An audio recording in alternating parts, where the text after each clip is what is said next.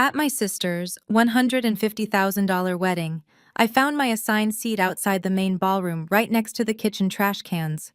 My sister smirked and told me I did not count. I took my gift, stood up, and walked out without a single word. Minutes later, she went pale and screamed, "My name is Nadia, and I am 32 years old." Before I continue this story, let me know where you are watching from in the comments below. Hit like and subscribe if you have ever had to remind your toxic family exactly who they are dealing with. Growing up in the affluent suburbs of Atlanta, Georgia, my parents were completely obsessed with maintaining an image of flawless Black excellence. They wanted our family to be the ultimate shining example for our megachurch and the exclusive country clubs they frequented. Every single aspect of our lives was carefully curated for public consumption and community approval. When I was 19 years old, my parents mapped out my entire future. They demanded that I finish my degree at Spelman College and immediately transition into a prestigious corporate law firm. But I had entirely different dreams. I wanted to truly understand the deep mechanics of generational wealth and not just the superficial appearance of it. So I made the difficult choice to drop out of college and start a small investment portfolio with money I had saved from working 3 part-time jobs. My mother Vivian was so deeply mortified by my decision that she told our entire church congregation I had suffered a severe mental breakdown. I was immediately cut off, financially disowned, and completely erased from the family narrative. I spent the next decade working 100-hour weeks, eating instant noodles, and sleeping on a thin mattress on the floor of a tiny studio apartment. While my younger sister Jasmine was being showered with designer handbags and luxury cars paid for by our parents, I was quietly building my company called Obsidian Capital. Today, my private equity firm manages billions of dollars in distressed debt. I spend my days dismantling failing corporations, restructuring bad commercial loans, and holding corrupt executives fully accountable for their actions. I became the very definition of independent wealth and power, but to my status-obsessed family, I was still just the disgraceful college dropout. When I received the invitation to Jasmine's lavish wedding, I almost threw it directly into the trash. But a small and foolish part of me hoped that time might have somehow healed our old wounds. I genuinely wanted to show up, be a supportive older sister, and perhaps enjoy a quiet evening with my family.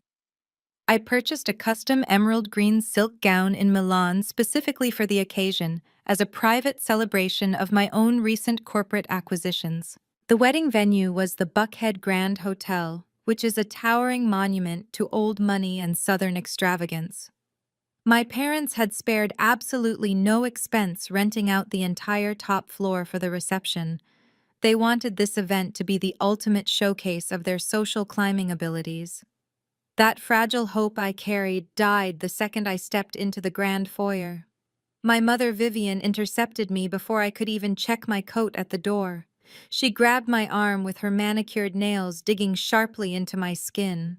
She looked me up and down with absolute disgust and hissed that I looked like I was going to a cheap nightclub.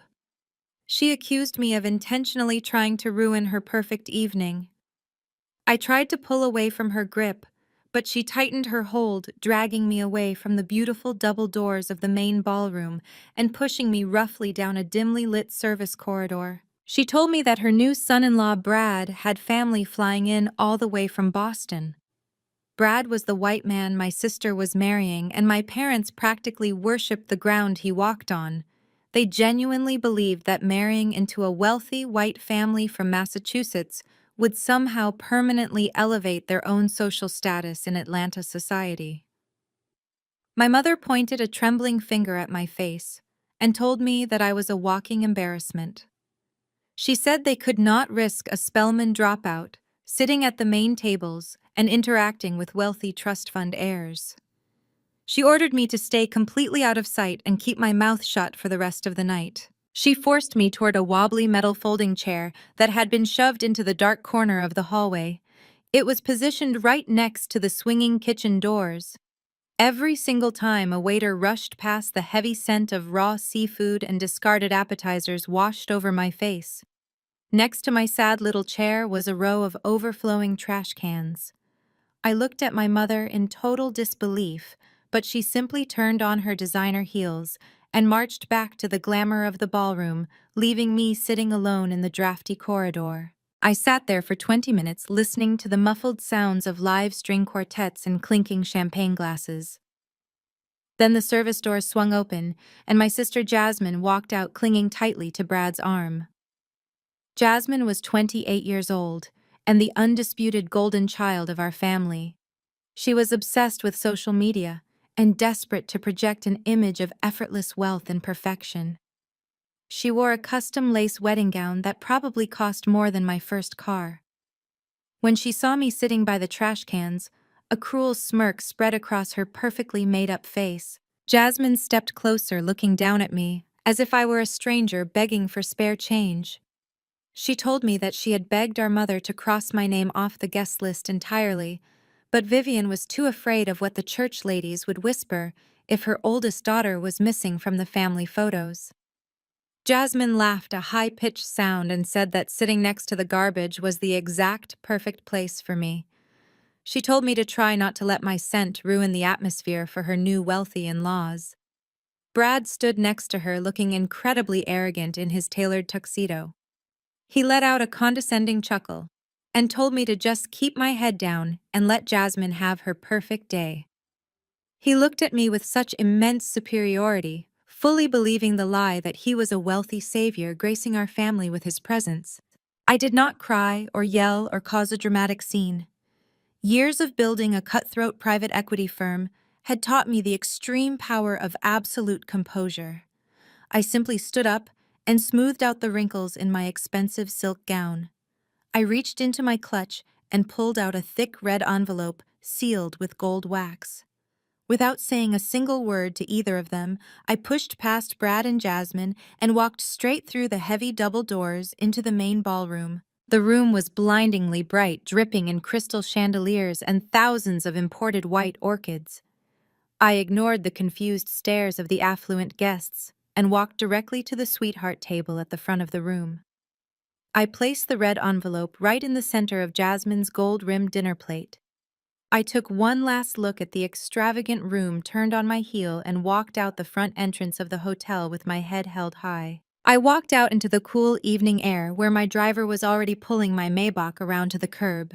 Just as I reached for the car door handle, a piercing, hysterical scream echoed from inside the venue.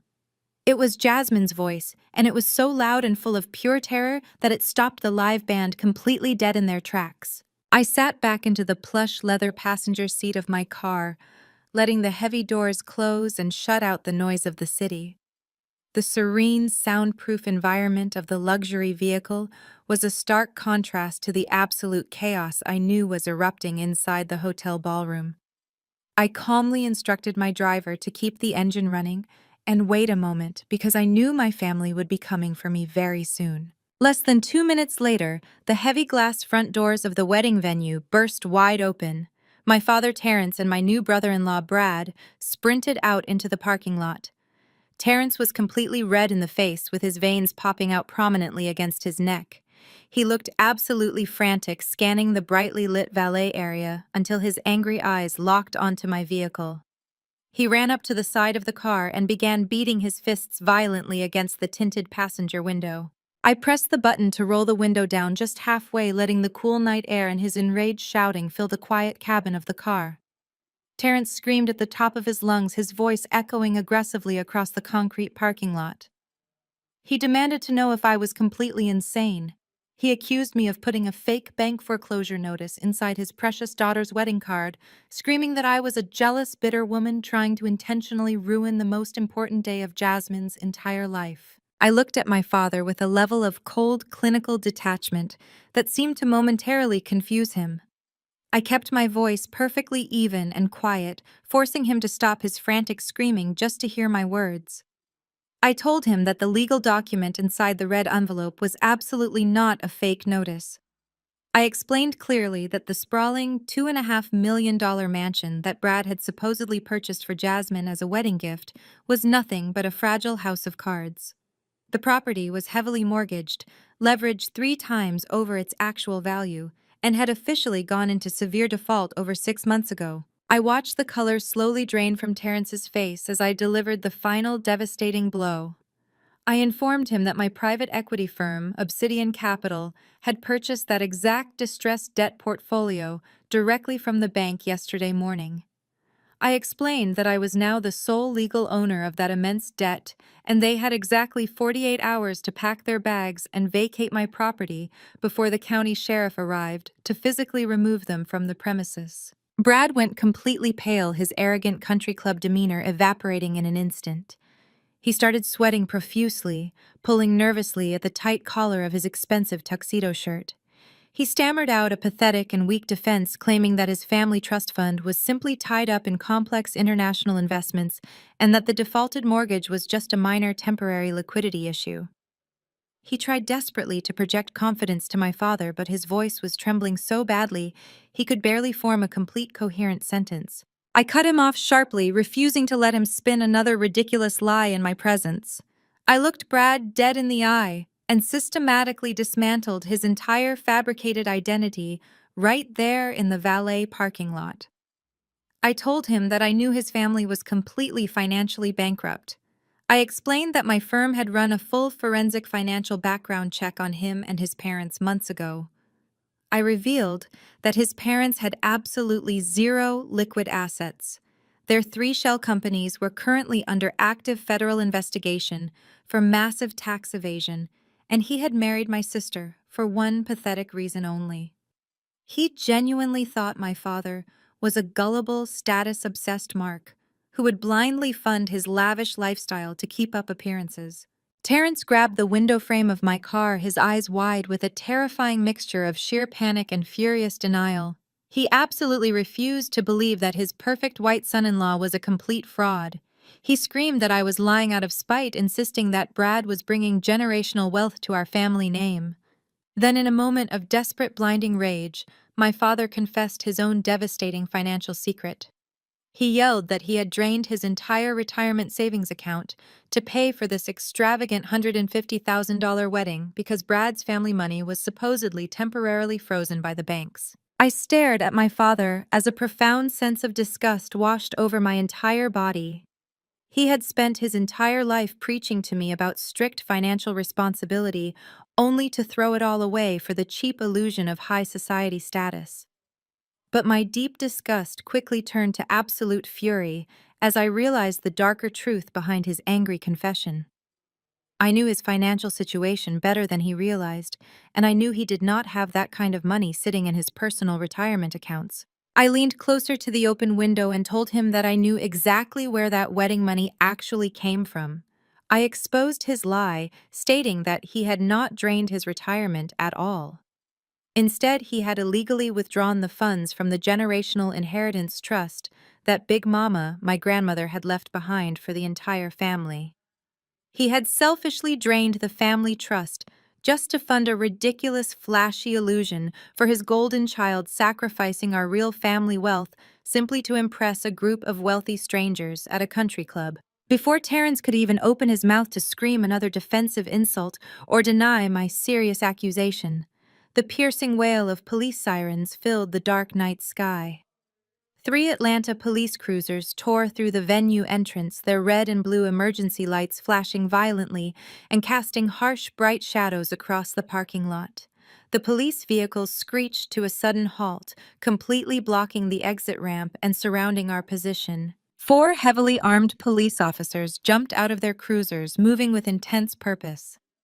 They did not even glance in my direction or speak to my father. They marched straight past my car, walking directly up to where Brad was standing, frozen in fear.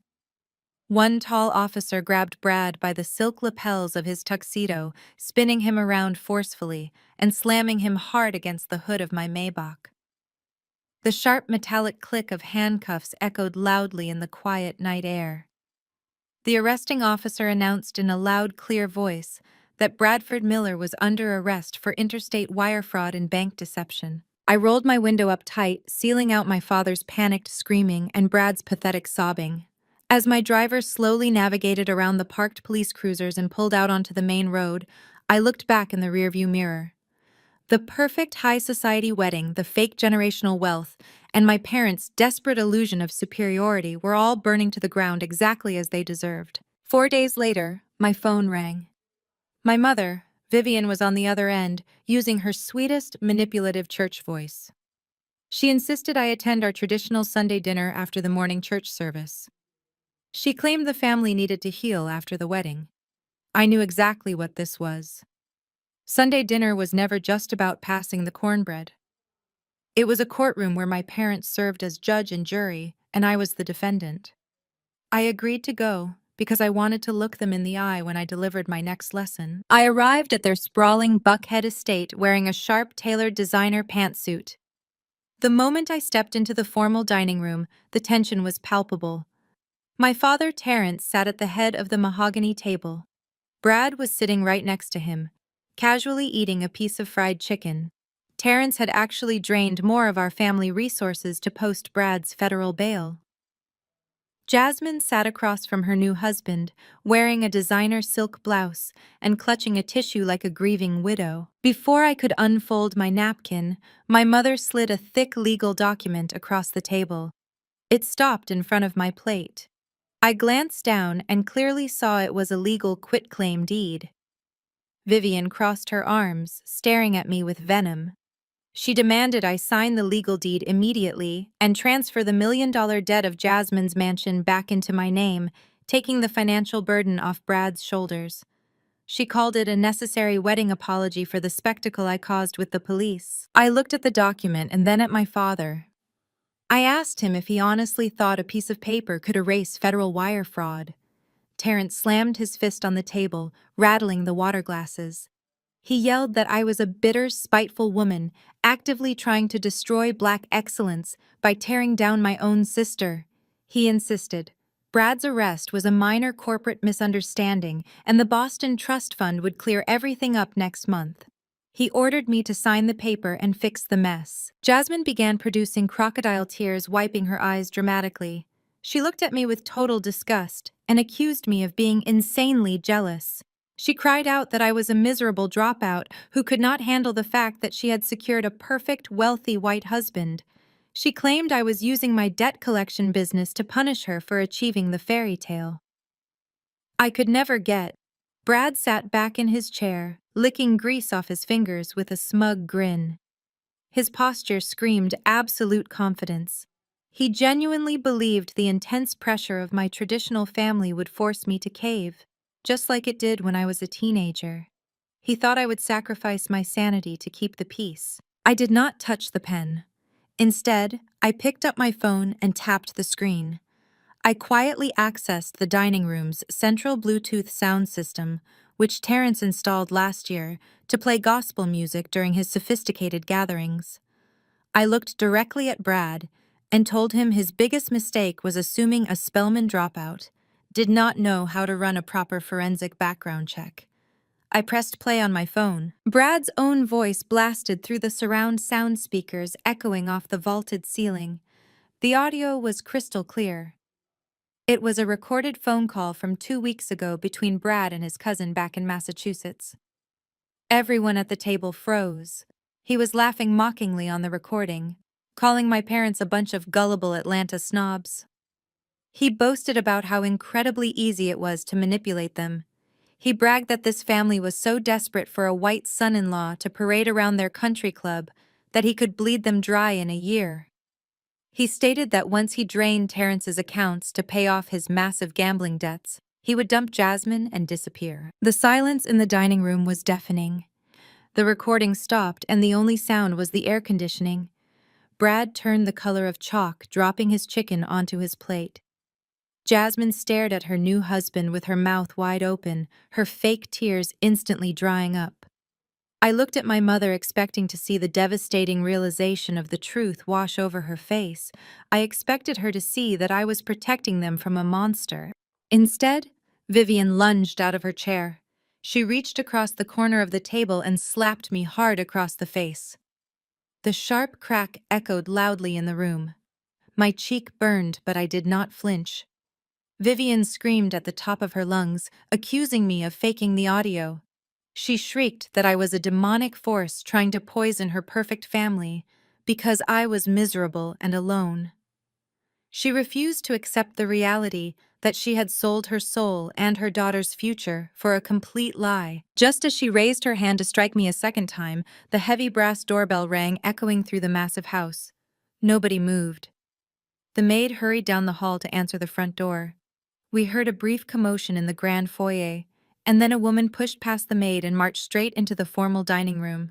She was a blonde white woman wearing sweatpants and looking absolutely exhausted. In her arms, she was holding a crying 6-month-old baby.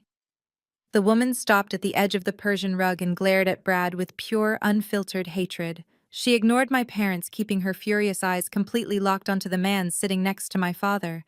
She raised her voice over her crying infant and delivered a sentence that shattered the room completely. "You said you were in Atlanta for a business trip, not a wedding."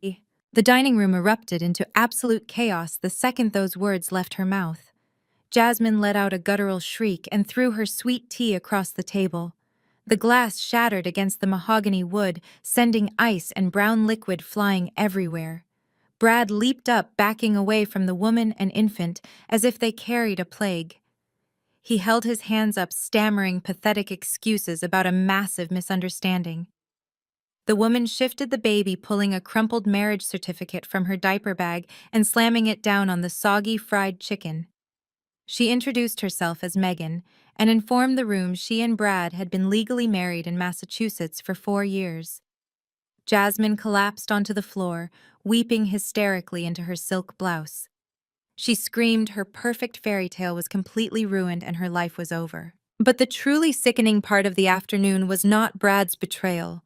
The truly sickening part was watching my parents react to the news. Vivian did not rush to comfort her golden child sobbing on the rug. Terrence did not throw the con man out of his house for manipulating his daughter. Instead, my mother scrambled to her feet and rushed over to Megan. Vivian pulled out her checkbook with trembling hands, desperate to salvage her social standing.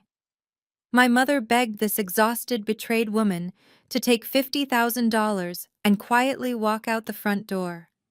Vivian whispered frantically that they were prominent country club members and could not possibly afford a public scandal.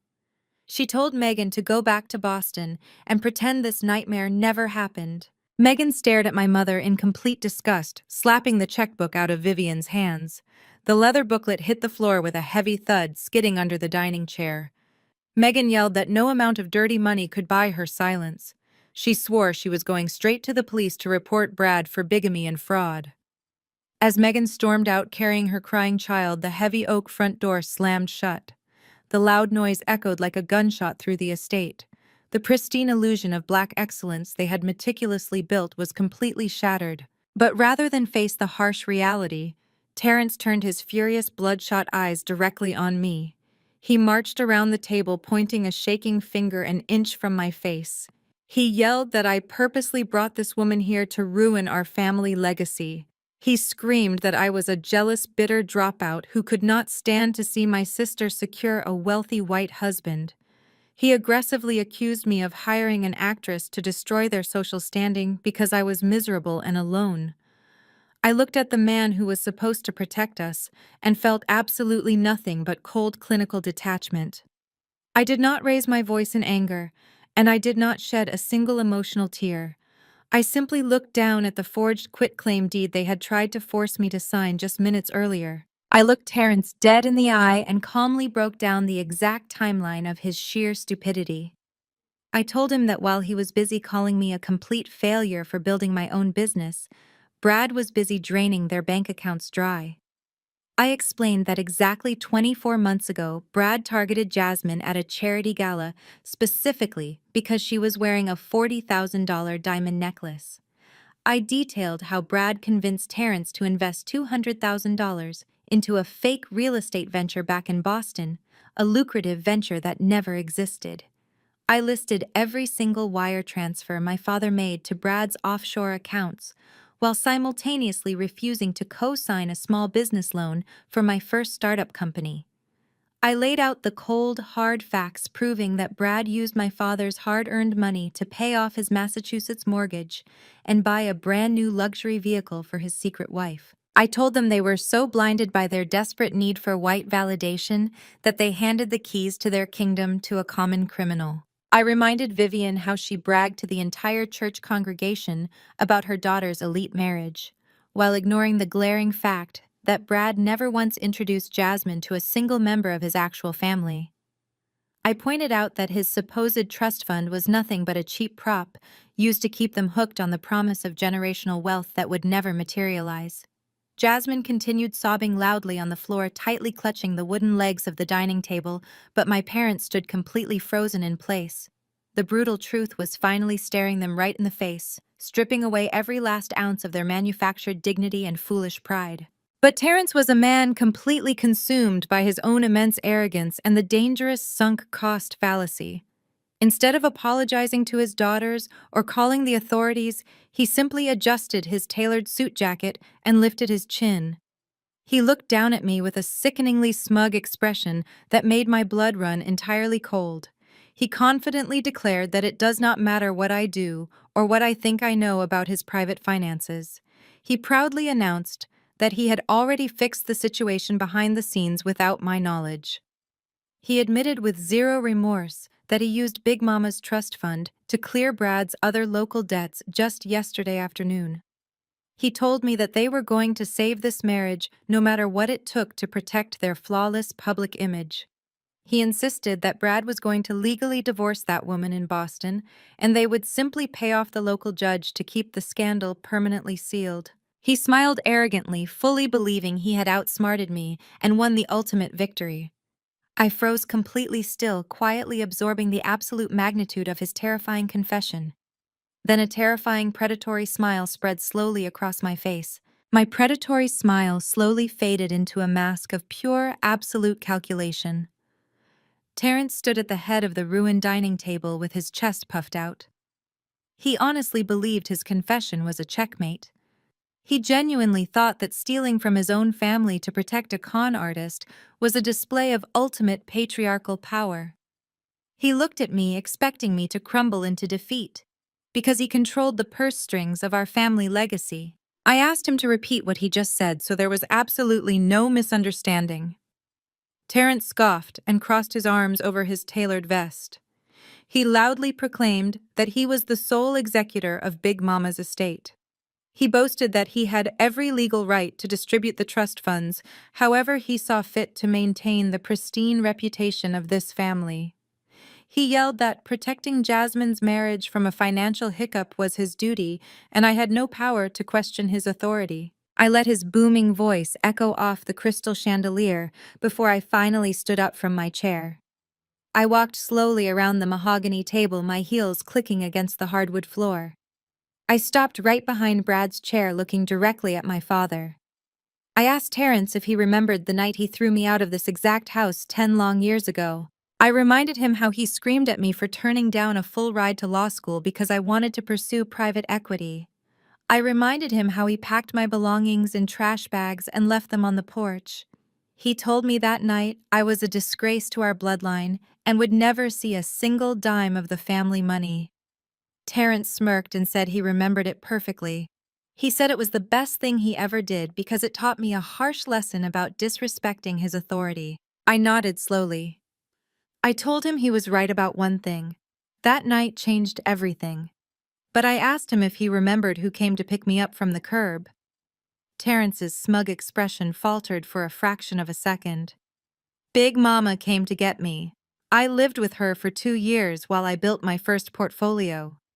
Jasmine whined from the floor, complaining that nobody cared about my ancient history with our grandmother. She demanded that Terence write another check to fix her life right now. I ignored my crying sister and pulled a sleek black tablet from my designer tote bag. I looked at my father and delivered the reality check that would end his entire reign of terror. I told him that while I was living with Big Mama, she watched everything. She watched how Terence spent his money on flashy cars, country club memberships, and useless status symbols. She watched him spoil Jasmine rotten while treating me like an unwanted stray. And she realized that if she left her generational wealth in his hands, he would burn it to the ground, trying to impress people who secretly despised him. Terence demanded to know what I was talking about. His voice cracked, losing its booming authority. I tapped the screen of my tablet, waking it up. I told him that 9 years ago, Big Mama quietly called her attorney. She completely restructured the family trust. She removed Terrence as the primary executor and stripped him of all financial control. She legally appointed me as the sole executor and primary guardian of the entire estate. I told my father that he had not been the legal executor of anything for nearly a decade. Vivian gasped loudly, covering her mouth with both hands. She looked at Terrence in sheer horror. Terrence stumbled backward, hitting the edge of the sideboard. He aggressively pointed his finger at me, shouting that I was a liar. He yelled that he had been accessing the trust accounts for years without any issues. I smiled again. A cold, calculating smile that made Brad physically shrink in his seat. I explained to Terrence that as the legal executor, I allowed him to maintain access to a small subsidiary account. I let him keep his illusion of control because it kept him away from the primary assets. I gave him just enough rope to hang himself and he just sprinted to the gallows. I walked back to my seat and picked up my purse. I told Terrence that what he'd just confessed to the room was not a simple family transaction. By draining the trust to pay off Brad's massive Massachusetts gambling debts and underwater mortgages, he had committed federal wire fraud. Furthermore, because the stolen money legally belonged to a trust governed by my private equity firm, he had just confessed to embezzling millions of dollars directly from Obsidian Capital. Jasmine finally stopped crying and stared at our father in absolute shock. The realization of his crime washed over the room. Terrence began to hyperventilate, clutching his chest. He stammered that it was a mistake and he could easily put the money back. He pleaded that we were family and I could not possibly pursue legal action against my own flesh and blood. I reminded him that he was the one who said blood did not matter when I refused to go to law school. I quietly tapped a single button on my tablet screen. It was a direct command to my legal department, overriding all of his banking authorizations. Seconds later, Terrence's phone vibrated violently in his pocket. He scrambled to pull it out, his hands shaking uncontrollably. It was an automated alert from his primary bank. Then another alert came through, and another. His country club escrow account, his business lines of credit, and his personal savings accounts all showed a zero available balance. The screen flashed a bright red notification stating his assets were legally frozen by the Compliance Division of Obsidian Capital. Monday morning arrived with the suffocating humidity typical of an Atlanta summer, but the air inside the penthouse conference room was freezing cold. I sat completely alone at the end of a glass table wearing a charcoal suit, waiting for the storm I knew was coming. At exactly 9 o'clock, the doors swung open. Terrence marched in first, looking like a man who had spent the entire weekend desperately trying to glue his shattered ego back together. He was flanked by Vivian, who was clutching a handbag like a life preserver. Right behind them were Jasmine and Brad, followed closely by Brad's parents, Charles and Patricia. Charles carried himself with New England arrogance, acting as if stepping foot in the South was a massive inconvenience to his day. They brought an army with them. 4 high-priced corporate litigators in expensive navy suits fanned out across the room, placing thick leather briefcases on the table with synchronized, intimidating thuds. They intended to overwhelm me with sheer numbers and aggressive legal posturing. Terrence glared at me across the room. He demanded that I immediately unfreeze his financial accounts and relinquish control of the family trust, or his legal team would bury me under so many lawsuits I would never see daylight again. Vivian stood right next to Charles, nodding in furious agreement with her wealthy white in-laws.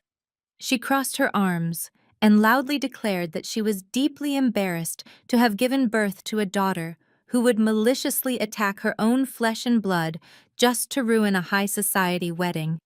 She apologized profusely to Charles and Patricia, claiming that I had always been severely troubled and completely incapable of understanding the sophisticated complexities of generational wealth. Charles did not even bother to look at me when he spoke. He addressed his lead attorney while gesturing vaguely in my direction with a dismissive wave of his hand.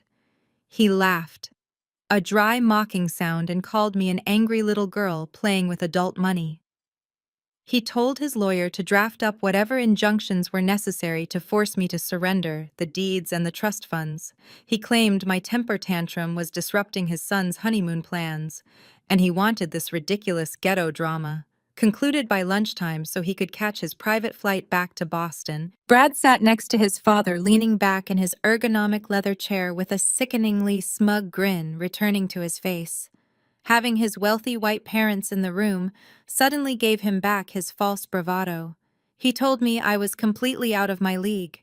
He insisted that a Spelman dropout could never outsmart a team of Harvard-educated attorneys.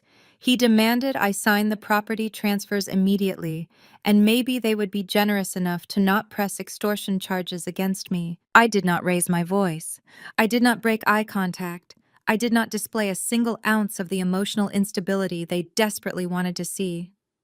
I sat in total silence, allowing their insults and racist microaggressions to hang heavily in the chilled air of the boardroom.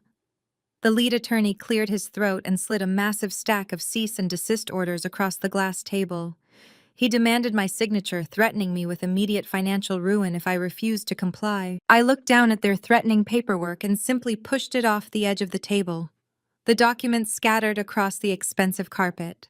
Charles slammed his hand on the table, yelling that my childish behavior was exactly why I was unfit to manage a single dollar of real capital. I reached down into my own leather briefcase and pulled out a heavy-bound document.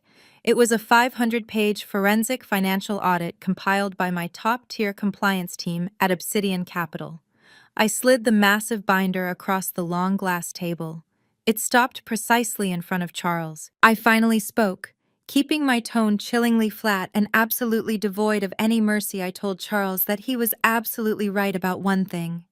I was definitely playing with adult money. I instructed his team of Harvard-educated lawyers to open the binder to page 47 and read the highlighted paragraphs out loud to the room. The lead attorney scoffed, but opened the heavy binder. His eyes scanned the page, and his arrogant posture completely collapsed. The color rapidly drained from his face as he hastily flipped to the next page and then the next. He looked up at Charles with absolute sheer panic in his eyes. Charles demanded to know what was in the file. I leaned forward and delivered the killing blow. I informed the entire room that the comprehensive audit proved beyond a shadow of a doubt that Charles and Patricia were currently under an active federal investigation by the Internal Revenue Service. I laid out the exact details of their massive fraud. I explained that their supposedly prestigious Boston real estate empire was nothing but a sophisticated Ponzi scheme built on decades of blatant tax evasion and phantom shell companies. I told them I knew their accounts were already flagged for federal seizure, which was the real reason they desperately needed Terrence to fund Brad's lavish lifestyle. Vivian gasped loudly, turning to Patricia, who was suddenly trembling violently in her expensive cashmere sweater. Terrence demanded to know what this Boston tax fraud had to do with his frozen bank accounts in Atlanta. I turned my gaze directly to my father, feeling profound disgust for the man who sold his daughter out. I told Terrence to turn to page 112. I revealed the terrifying truth that Charles had been using Terrence as an unwitting financial mule. I exposed the undeniable fact that dirty money from the Boston tax evasion scheme was being systematically funneled directly through the charity outreach fund of his own megachurch. The lead attorney did not say a single word at first. He simply closed the massive, heavy binder and pushed it back across the glass table. He looked at Charles with an expression of pure professional terror. He calmly instructed his legal team to pack up their documents immediately. Charles demanded to know where they were going, yelling that he paid them a 7-figure retainer to handle this mess.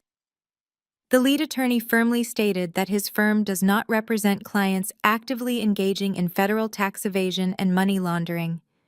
He explained that staying in this room for even one more minute would make them accessories to a federal crime. Without looking back, the 4 expensive corporate litigators marched straight out of the penthouse conference room, leaving Brad and his parents completely defenseless against my audit. The silence that followed their departure was absolutely deafening. The arrogant, untouchable facade of the Boston elite completely shattered into pieces.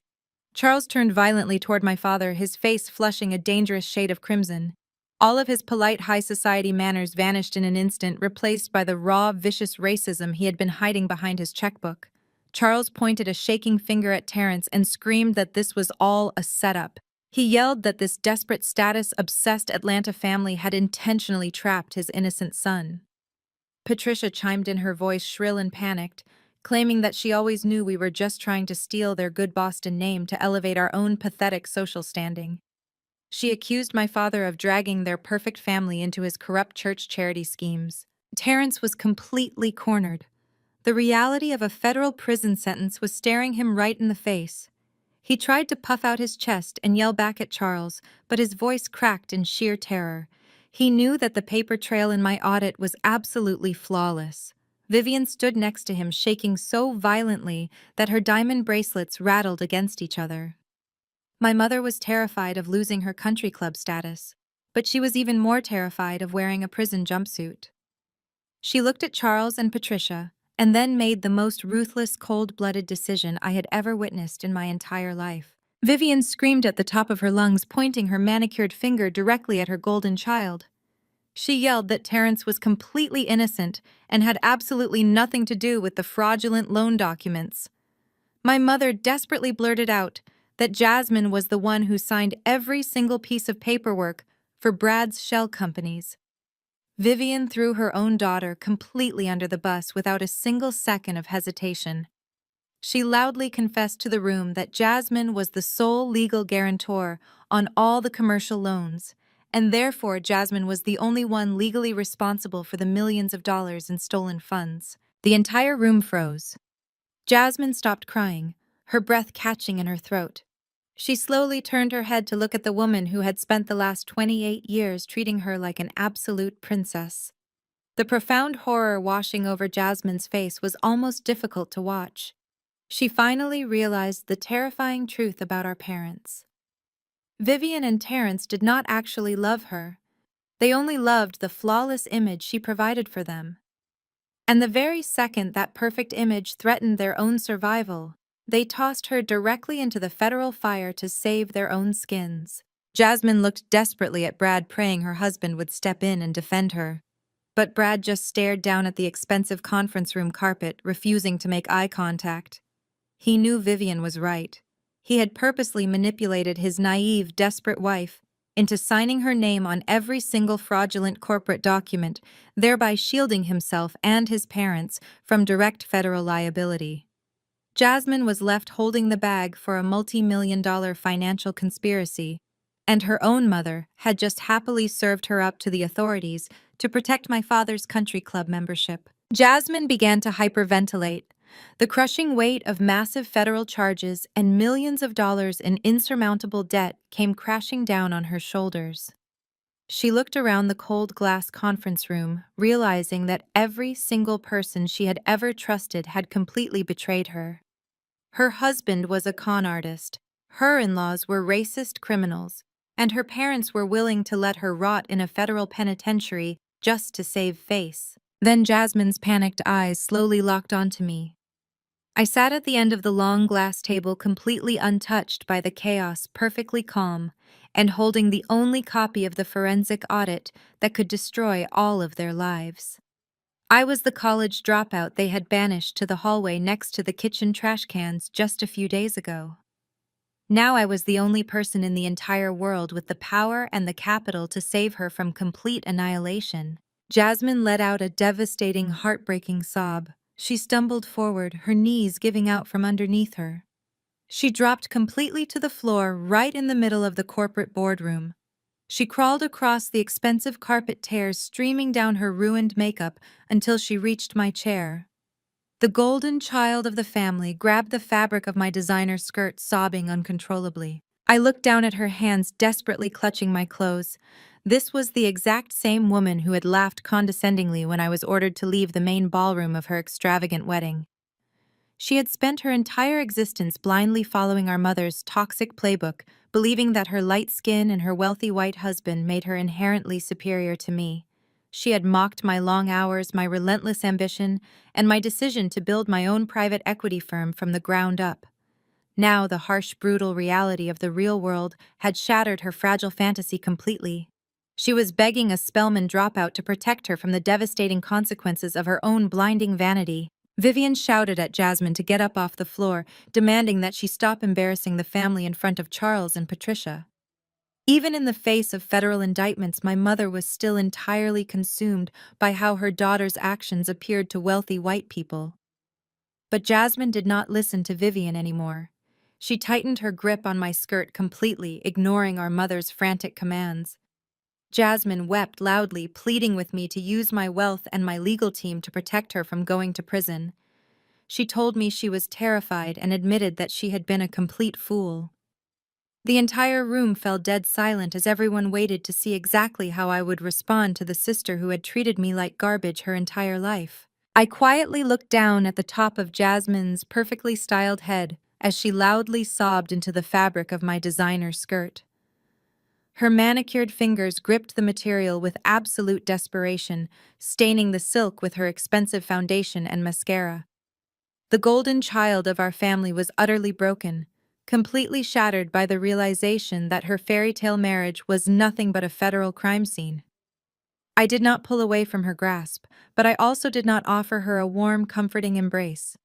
I simply stood there as a monument of the very success she had mocked her entire life. I told Jasmine to stop crying and stand up.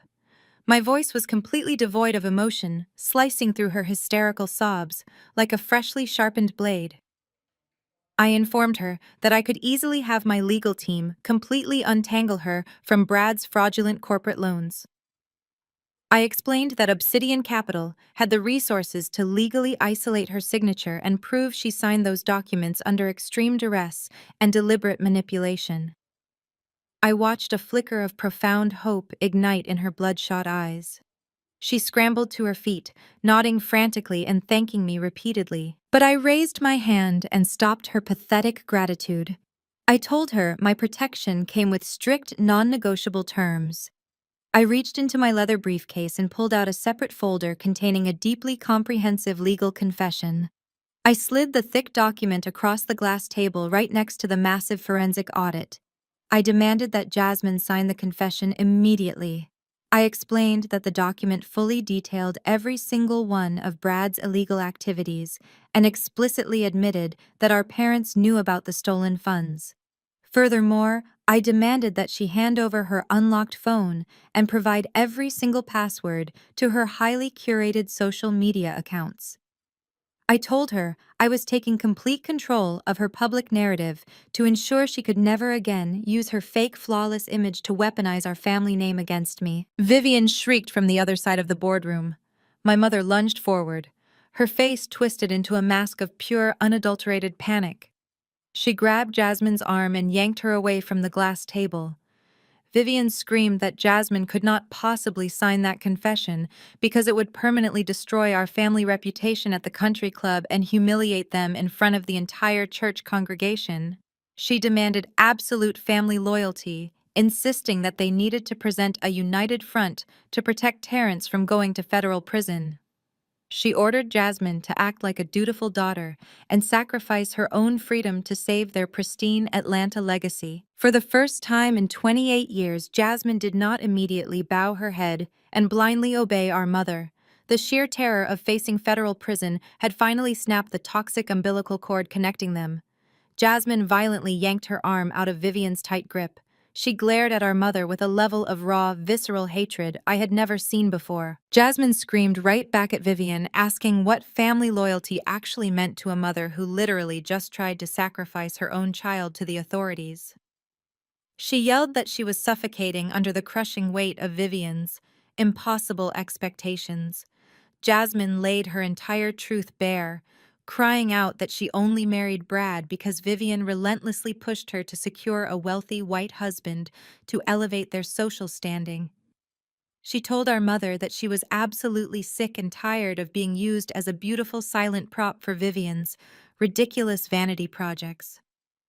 She declared that she would rather lose her fake country club friends than spend the next 20 years rotting in a federal penitentiary just to protect a father who stole from his own family. Vivian stood completely frozen, her mouth opening and closing without producing a single sound.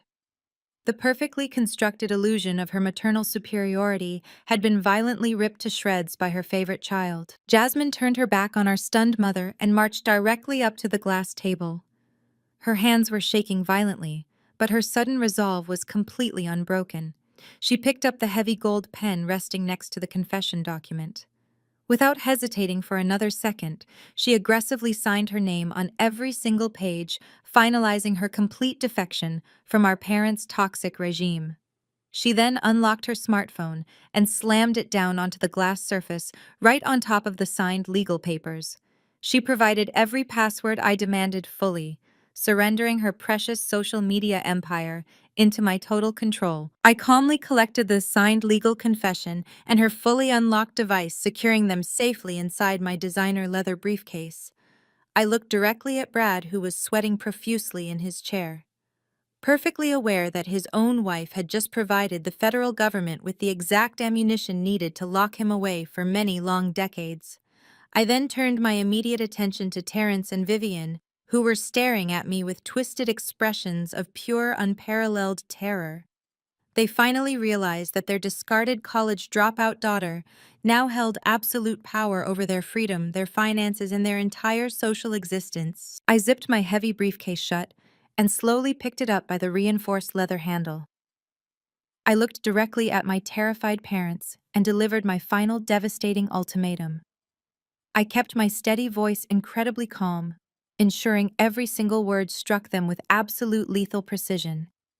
I told them they had exactly 72 hours before my massive legal team unsealed the forensic audit and officially handed it over to the waiting federal authorities. I let that terrifying deadline hang heavily in the cold air of the silent boardroom. I smiled a brief, chilling smile. I told them to enjoy the lavish annual Black Excellence Gala on Friday night.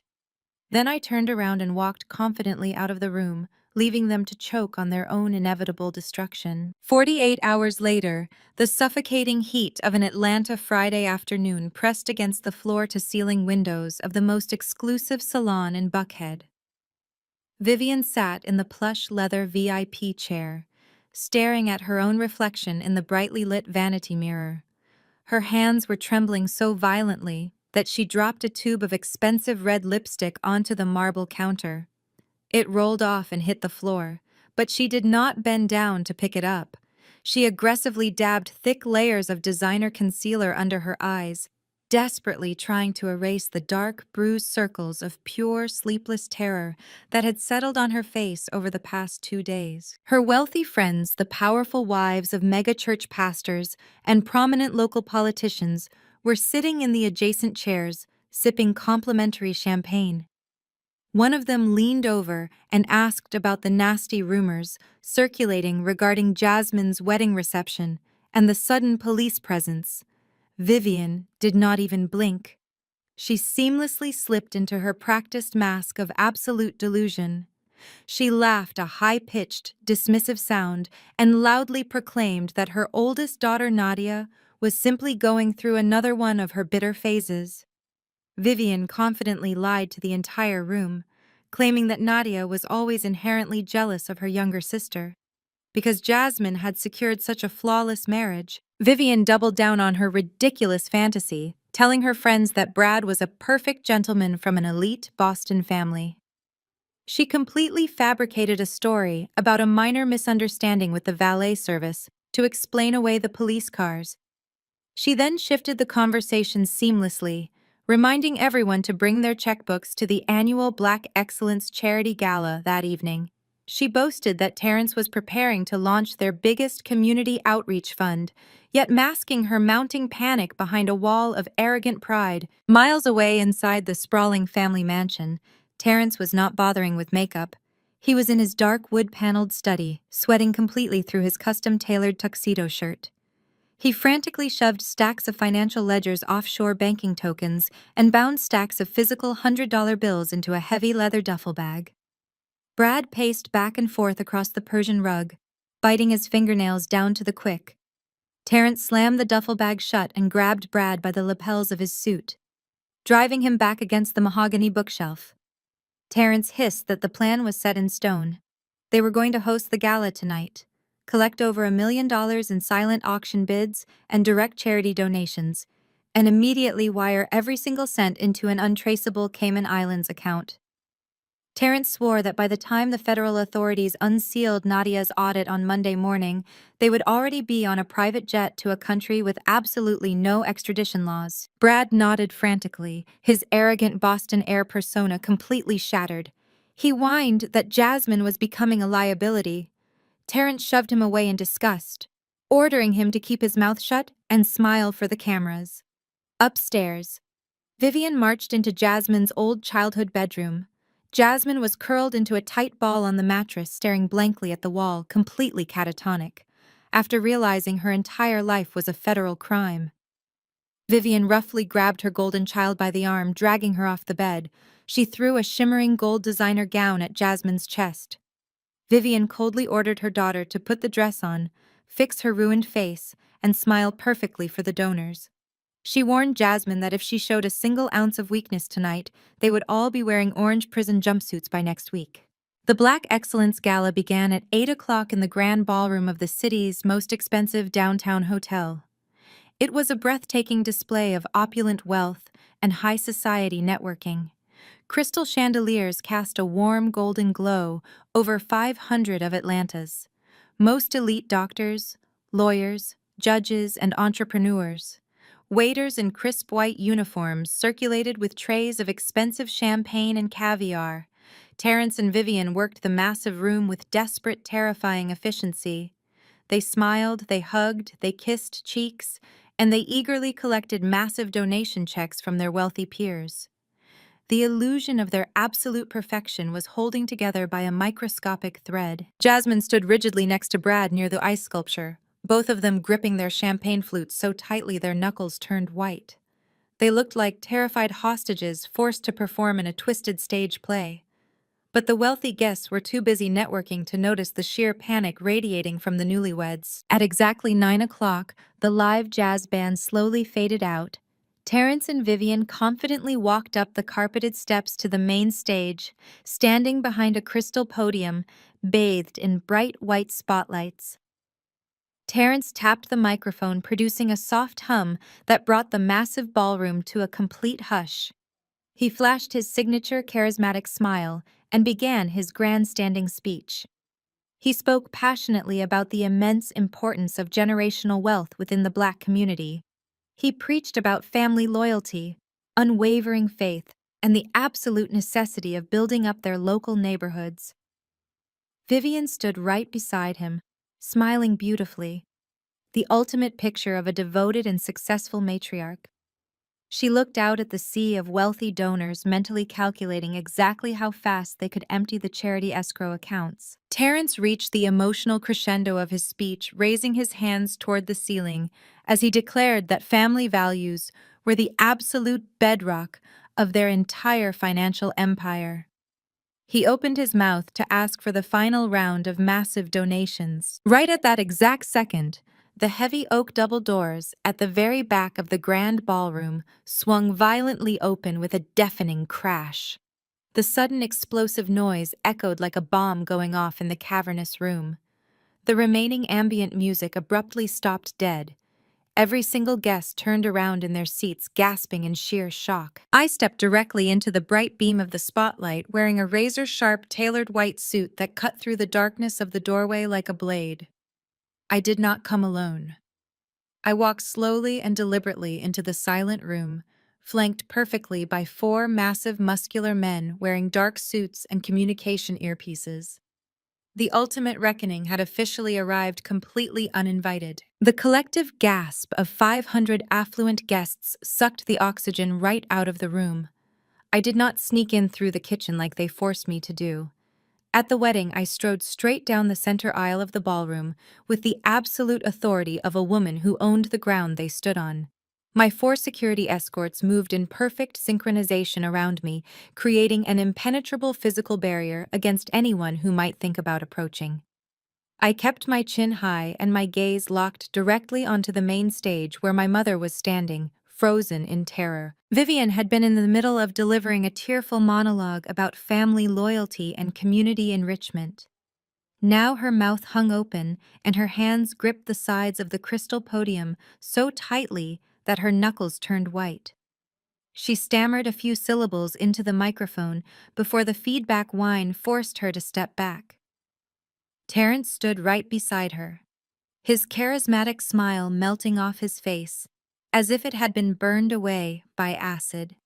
He stared at me with terrified eyes. I ignored their panic and took my seat at the front center table positioned below their feet. This was not just any table. It was the Platinum Sponsor Table, which required a minimum donation of $50,000 to secure.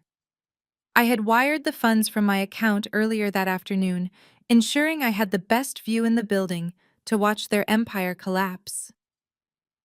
My security team took the remaining seats at my table, folding their arms and staring blankly ahead. The whispering started immediately. The social circles of Atlanta are nothing if not predictable. Women in sequined gowns leaned across their floral centerpieces, murmuring behind manicured hands.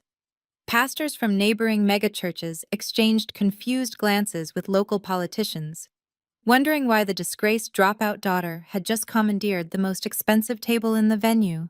They all knew my parents' narrative that I was a failure struggling with mental instability. But sitting there in my bespoke white suit, radiating wealth and power, I contradicted every lie Vivian had ever told them over the past decade. I glanced toward the edge of the ballroom near the kitchen service exits. Brad was standing by a ice sculpture, sweating profusely through his rented tuxedo. He looked like a trapped animal scanning the perimeter for a clear path to run. He kept reaching his shaking hand into his front jacket pocket, likely feeling for his passport. He knew the amount of money he needed to escape the country was sitting in the charity escrow account, and he realized in that terrifying moment that I was standing directly between him and his only getaway ticket. The heavy silence in the grand room stretched on, becoming uncomfortable for the wealthy attendees. My parents remained frozen on the stage, paralyzed by their guilt and my unexpected presence. Terrence finally snapped out of his shock. He leaned over the podium and whispered something to the event coordinator standing near the stage stairs. He was signaling for the venue's private security to intervene and remove me from the premises before I could ruin his heist. I watched two hotel security guards begin to march down the aisle toward my table. Terrence smirked, believing his authority in this building would override my presence. But as the guards approached my table, my lead escort stood up and reached into his breast pocket. He produced a federal credential and flashed it to the guards. The venue security men stopped dead in their tracks, their faces draining of color. They backed away, raising their hands in a gesture of surrender, and retreated to the walls of the ballroom. Terrence watched his hired muscle abandon him, and a wave of panic washed over his sweating face. He grabbed the microphone, trying to wrap up the donation pitch, and hurried the guests toward the silent auction tables in the hall. He desperately wanted to scatter the audience before I could do any damage to his illusion. I decided the time for sitting in the background was officially over. I picked up my crystal champagne flute and a heavy silver dessert spoon. I tapped the cold metal against the fragile glass, sending a sharp, clear ringing sound cutting directly through the heavy tension of the room. I tapped it again, maintaining a slow, steady rhythm until every eye in the vast ballroom shifted away from the stage and focused entirely on me. I stood up, buttoning my suit jacket with precision. I projected my voice across the silent room, demanding that the audiovisual technician hand me a microphone. Immediately, I announced loudly that as the $50,000 sponsor of the evening, I was entitled to address the donors before any funds were officially collected. Vivian shrieked into her microphone, demanding that the sound technicians cut my audio. She yelled that I was an unauthorized speaker attempting to ruin an event. But my private equity firm had already purchased the hotel venue's corporate debt 3 days ago. The event manager knew who signed his paychecks now. A technician scurried quickly over to my table and handed me a microphone before rushing away. I took a very deep breath, letting the incredible heavy weight of the moment settle fully over my shoulders. This was the ultimate culmination of 10 long years of isolation, hard work, and relentless dedication to my craft. I looked up at the raised stage where my parents were trapped under the bright stage lights, desperately clinging to a fake, fraudulent legacy that was about to be completely obliterated. I slowly raised the microphone to my mouth and offered a brilliant, chilling, predatory smile to the 500 wealthiest people gathered in Atlanta. My parents talk a whole lot about building generational wealth tonight. Let me show you exactly how they actually do it. Using the very money they intentionally stole from our own private family trust fund. I kept my eyes locked on my father as I pressed a button on my wireless presentation remote. The massive digital screens flanking the main stage instantly flickered. The elegant golden logo of the family charity vanished. In its place, a high-resolution display of raw, unedited financial bank statements illuminated the entire ballroom in a harsh blue light. I did not raise my voice or shout over the murmurs of the confused crowd. I spoke with the icy precision of a corporate auditor presenting a fatal quarterly review. I directed the attention of the 500 wealthy guests to the screen on the left. I told them to look closely at the routing numbers and the specific timestamps. I explained that the spreadsheet displayed every single charitable donation made to my parents' community outreach fund over the past 24 months. I then pointed to the screen on the right showing the exact corresponding outbound wire transfers. I broke down the undeniable math for the entire room. Every time a check was cleared for the supposed youth center or the neighborhood development initiative, the exact same dollar amount was immediately funneled into a private shell company controlled solely by Terrence. The room grew incredibly quiet. The only sound was the hum of the projectors and my steady voice echoing through the speakers. I highlighted a specific transaction from just 2 weeks ago. I read the donor name aloud, thanking the prominent local bishop sitting in the second row for his generous $200,000 contribution to the supposed scholarship fund. I then traced that exact $200,000 across the screen, showing how it bounced from the charity account to my father's private holding company, and finally landed squarely in an offshore Cayman Islands account registered to Bradford Miller. I turned my gaze to Brad, who was currently sweating heavily through his tuxedo near the ice sculpture. I formally introduced him to the Atlanta elite, not as the wealthy Boston Trust Fund heir my mother had relentlessly bragged about, but as a broke, desperate con artist, drowning in Massachusetts gambling debts. I laid bare the cold, hard truth that the generational wealth my parents worshipped was a complete fabrication.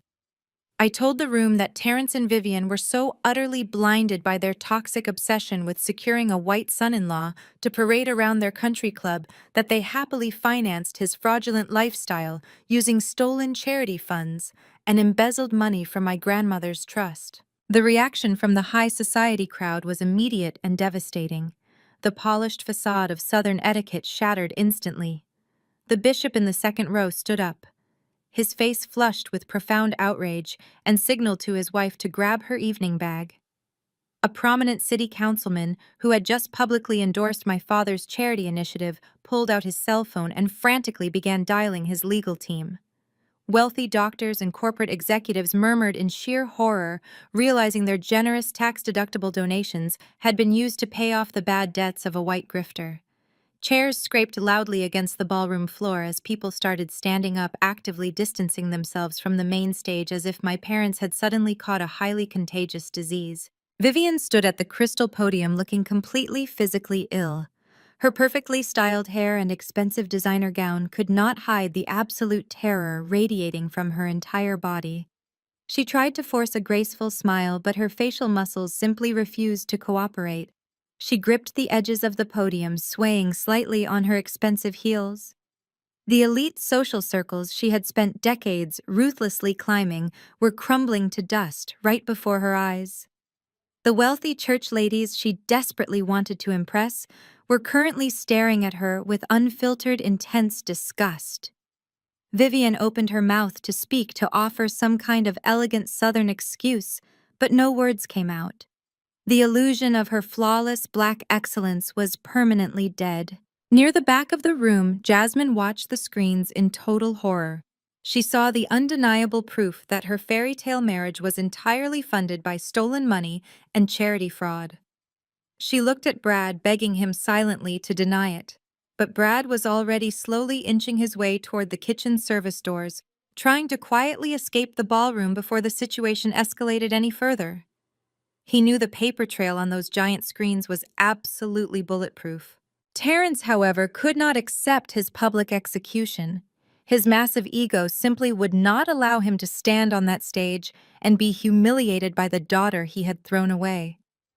The shame of being exposed as a fraud in front of the wealthiest and most powerful black families in Atlanta pushed him completely over the edge into blinding primal rage. He dropped his microphone and it hit the stage floor with a loud, piercing feedback screech. Terrence let out a furious roar that tore through the chaotic chatter of the ballroom. He leaped down the steps of the main stage, his fists clenched and his eyes burning with violent intent. He completely abandoned his charismatic community leader persona, revealing the vicious, toxic bully he truly was. He lunged directly toward my platinum sponsor table, determined to physically rip the presentation remote from my hands and silence me by any means necessary. I did not flinch. I did not step back. I simply remained in my chair, watching him charge at me with a calm, unwavering stare. Before Terrence could even close the 10-foot gap between the stage and my table, the four massive men in dark suits who had escorted me into the building stepped swiftly forward. They moved in perfect unison, forming an impenetrable wall of solid muscle right in front of me. Terrence slammed into them, but they did not budge an inch.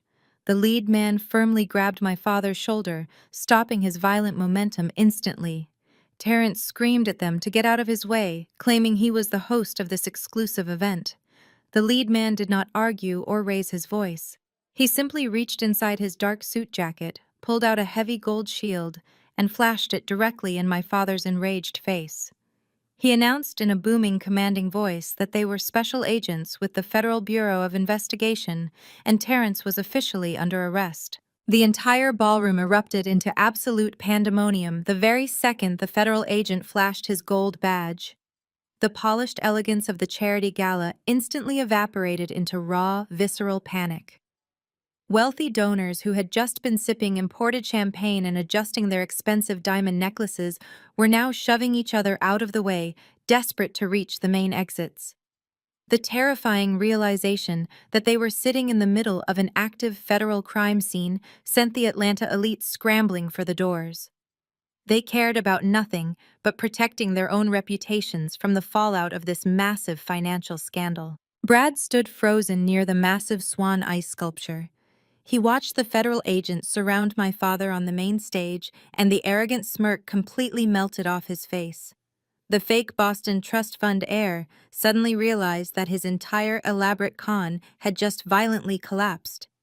Brad did not try to defend his father-in-law, and he certainly did not run to protect his sobbing wife Jasmine.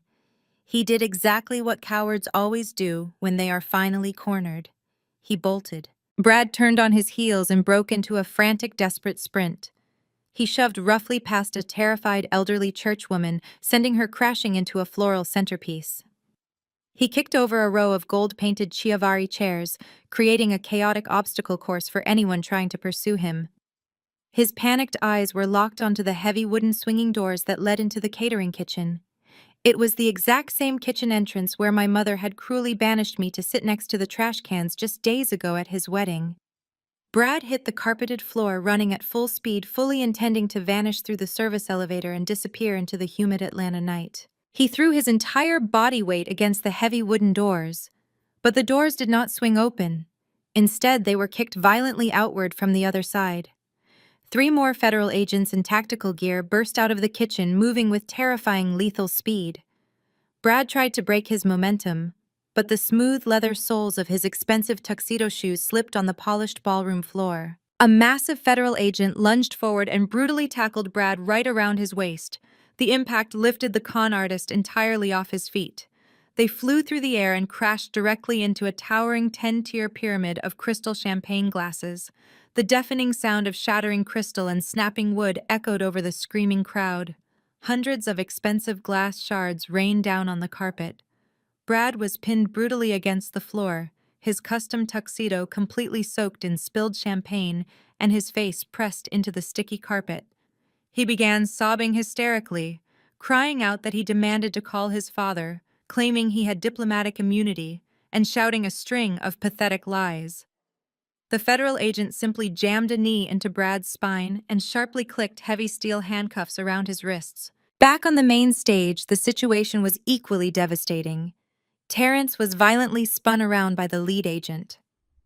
My father, the proud, untouchable patriarch of our family, was shoved face first against the clear acrylic podium he had just used to preach about black excellence and generational wealth. The agents pulled his arms forcefully behind his back, the harsh metallic snap of the handcuffs locking over the cuffs of his custom-tailored velvet tuxedo sounded like a death knell. Terrence tried desperately to leverage his fake social status. He yelled at the top of his lungs, demanding that the agents release him immediately. He screamed that he personally played golf with the chief of police and regularly hosted private dinners for the mayor of Atlanta. He angrily accused the agents of orchestrating a racially motivated setup to tear down a successful black businessman. The lead agent did not even blink.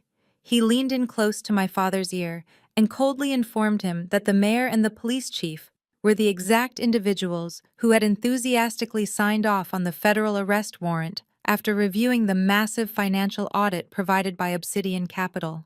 The cruelty of the high society crowd was absolute. The very pastors, politicians, and country club friends who had just been applauding my father were now standing in a wide circle holding up their glowing cell phones. Camera flashes went off relentlessly. They were actively recording the spectacular, devastating downfall of Terrence and Vivian, eagerly capturing every humiliating second of the raid to share on social media. Vivian completely lost her mind. The perfectly manicured, composed matriarch unraveled right in front of the flashing cameras. She dropped heavily to her knees on the stage, abandoning every single ounce of her Southern dignity. She reached out and desperately grabbed the legs of the federal agents, shrieking at the top of her lungs that there had been a terrible, catastrophic mistake. She wailed that they were prominent pillars of the community, heavily respected members of the most exclusive golf clubs in Georgia.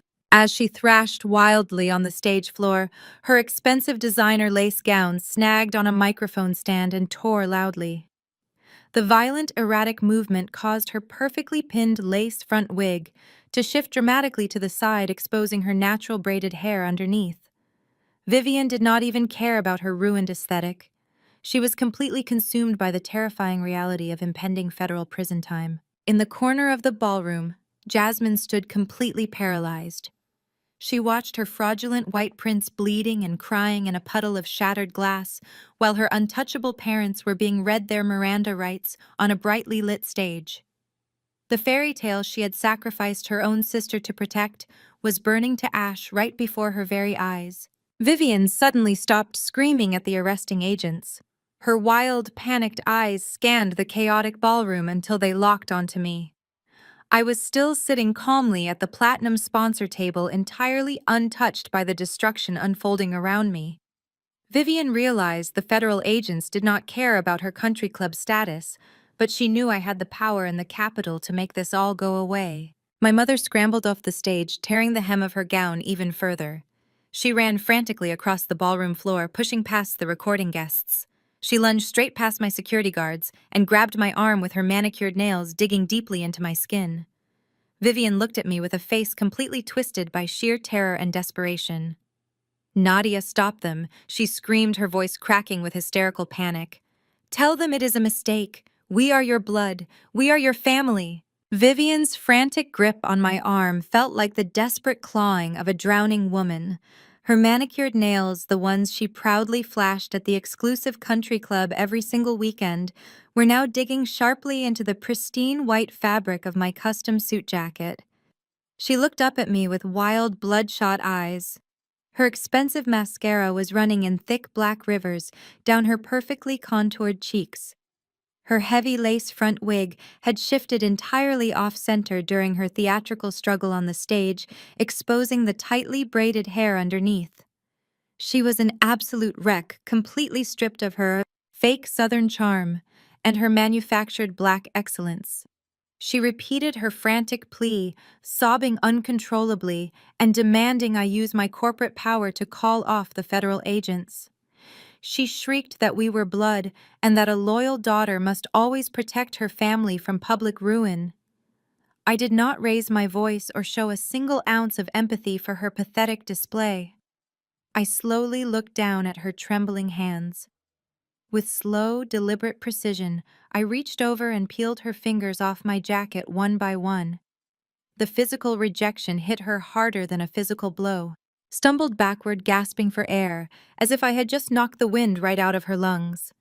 I looked my mother dead in the eye and let the absolute silence of the ballroom amplify my words.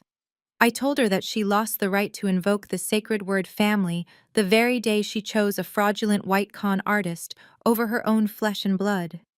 I reminded her of every single time she looked down her nose at me and called me a worthless college dropout simply because I chose to build an empire instead of attending the law school she picked out for me.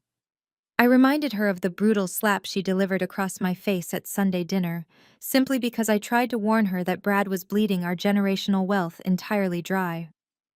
Vivian shook her head violently, trying to deny her own toxic actions. She cried out that she was only doing what she thought was best for our social standing in Atlanta. She begged me to understand the intense pressure she faced to keep up appearances among the wealthy megachurch pastors and the political elite.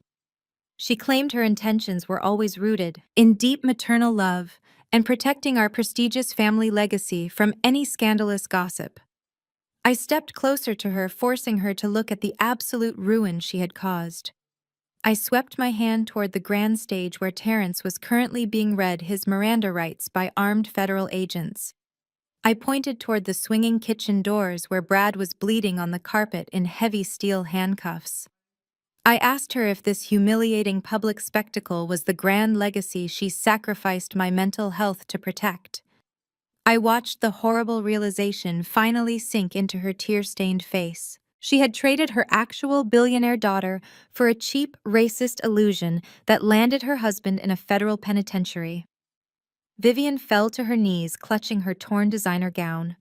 She sobbed that she was so incredibly sorry and promised she would make it up to me if I just paid the massive restitution and made the FBI go away. She was still trying to negotiate a desperate business deal masquerading as a genuine maternal apology. I stared down at the pathetic woman groveling on the expensive hotel carpet. I delivered the final killing blow with absolute chilling calmness, making sure my voice carried clearly across the silent room. I told her that blood does not seat you by the trash cans, Vivian. I reminded her of the humiliating folding chair she forced me into at Jasmine's extravagant wedding just days ago. I laid out the brutal, undeniable truth that she wanted to protect her flawless elite image so badly that she sold her soul to a white con artist and threw her own daughter away like absolute garbage. I leaned down slightly so my gaze locked directly with hers. I told her to have fun explaining this spectacular federal indictment to her snobby friends at the bridge club. Vivian let out a haunting, agonizing wail. It was the horrific sound of a woman who had just watched her entire universe burn to ashes. The wealthy Atlanta socialites surrounding us did not rush forward to comfort her. Instead, they backed further away, holding their glowing cell phones high in the air. The blinding flashes of smartphone cameras lit up the grand ballroom like a terrifying strobe light. The very people Vivian had spent 3 decades trying to impress were now eagerly documenting her catastrophic downfall for local gossip blogs and social media feeds. They were completely merciless. I turned my back on my mother without a single second of hesitation. I buttoned my white suit jacket and signaled my security team. They instantly formed a tight protective wedge around me, carving a clear path through the sea of stunned billionaires and terrified politicians. Nobody dared to speak to me or step in my way. The power dynamic in the room was absolute and undeniable. As I walked down the center aisle, I passed Jasmine. My golden child sister was slumped against a cocktail table, completely paralyzed by shock. Her fairy tale life was officially over. She was facing millions in debt and severe federal scrutiny, all because she blindly followed our mother's toxic playbook. She looked at me with pleading eyes, but I did not even break my stride. I owed her absolutely nothing. I pushed through the heavy gold-plated doors of the grand ballroom and stepped out into the quiet luxury of the hotel lobby. The chaotic screaming of my parents and the harsh barking of federal agents faded behind the thick mahogany doors. I walked confidently out the front entrance of the building into the dark night. Exactly 2 weeks after I walked out of that hotel lobby into the dark night, the absolute reality of federal justice descended upon my parents' sprawling Buckhead estate. The heavy Georgia morning air was thick and oppressive, but it was nothing compared to the suffocating tension radiating from the manicured front lawn. A county sheriff deputy stood near the pristine rose bushes holding a heavy steel mallet. I leaned against the polished hood of my Maybach and watched with total clinical detachment as he aggressively hammered a large, bright red and white foreclosure sign directly into the perfectly green grass. The sharp metallic thuds echoed across the wealthy neighborhood, shattering the quiet peace of the exclusive cul-de-sac. Several affluent neighbors, the very same people who had eagerly recorded my mother's meltdown at the charity gala, were now standing on their expansive front porches in their silk robes, openly sipping their morning coffee and watching the final destruction of Terrence's fraudulent empire. I walked up the sweeping brick driveway and stepped through the massive wrought iron double doors. The interior of the mansion was completely unrecognizable from the pristine museum of black excellence I had grown up in. A team of federal asset forfeiture agents and local law enforcement officers were systematically moving through the massive house. They were slapping neon green evidence tags on everything that held significant value. The grand piano, the imported Italian leather sofas, the massive crystal chandeliers, and every single piece of expensive artwork were officially marked for government seizure. Because Terrence had recklessly commingled his dirty Boston money with the embezzled funds from my grandmother's trust, nearly every single physical asset inside this house was now legally classified as the direct proceeds of federal wire fraud. Terrence was nowhere to be seen because a federal judge had flatly denied his bail, viewing him as a severe flight risk after discovering his offshore Cayman Islands accounts. My father was currently sitting in a cold concrete cell wearing a standard issue orange jumpsuit, completely stripped of his tailored suits and his booming, arrogant authority. That left Vivian entirely alone to face the devastating consequences of her blinding vanity. I found my mother standing in the center of the grand master bedroom. She was an absolute hollow shell of the terrifying matriarch who had banished me to the kitchen hallway. Her expensive lace front wigs had been seized along with her custom jewelry collection, leaving her wearing a plain gray head wrap. She was desperately trying to shove her expensive silk blouses and cashmere sweaters into her matching set of vintage Louis Vuitton luggage. A female federal agent stepped forward and firmly placed her hand on top of the designer suitcase. The agent coldly informed Vivian that the luxury luggage set was purchased using an account linked directly to the fraudulent charity fund. Therefore, the suitcases were officially government property and could not leave the premises. The agent reached into her supply kit and tossed a tight roll of heavy-duty black plastic garbage bags directly onto the hardwood floor. She instructed my mother that she was only legally allowed to take essential non-designer clothing, and she had exactly 15 minutes to pack it all into the trash bags before she was physically escorted off the property. Vivian stared at the black plastic garbage bags with a look of profound, absolute horror.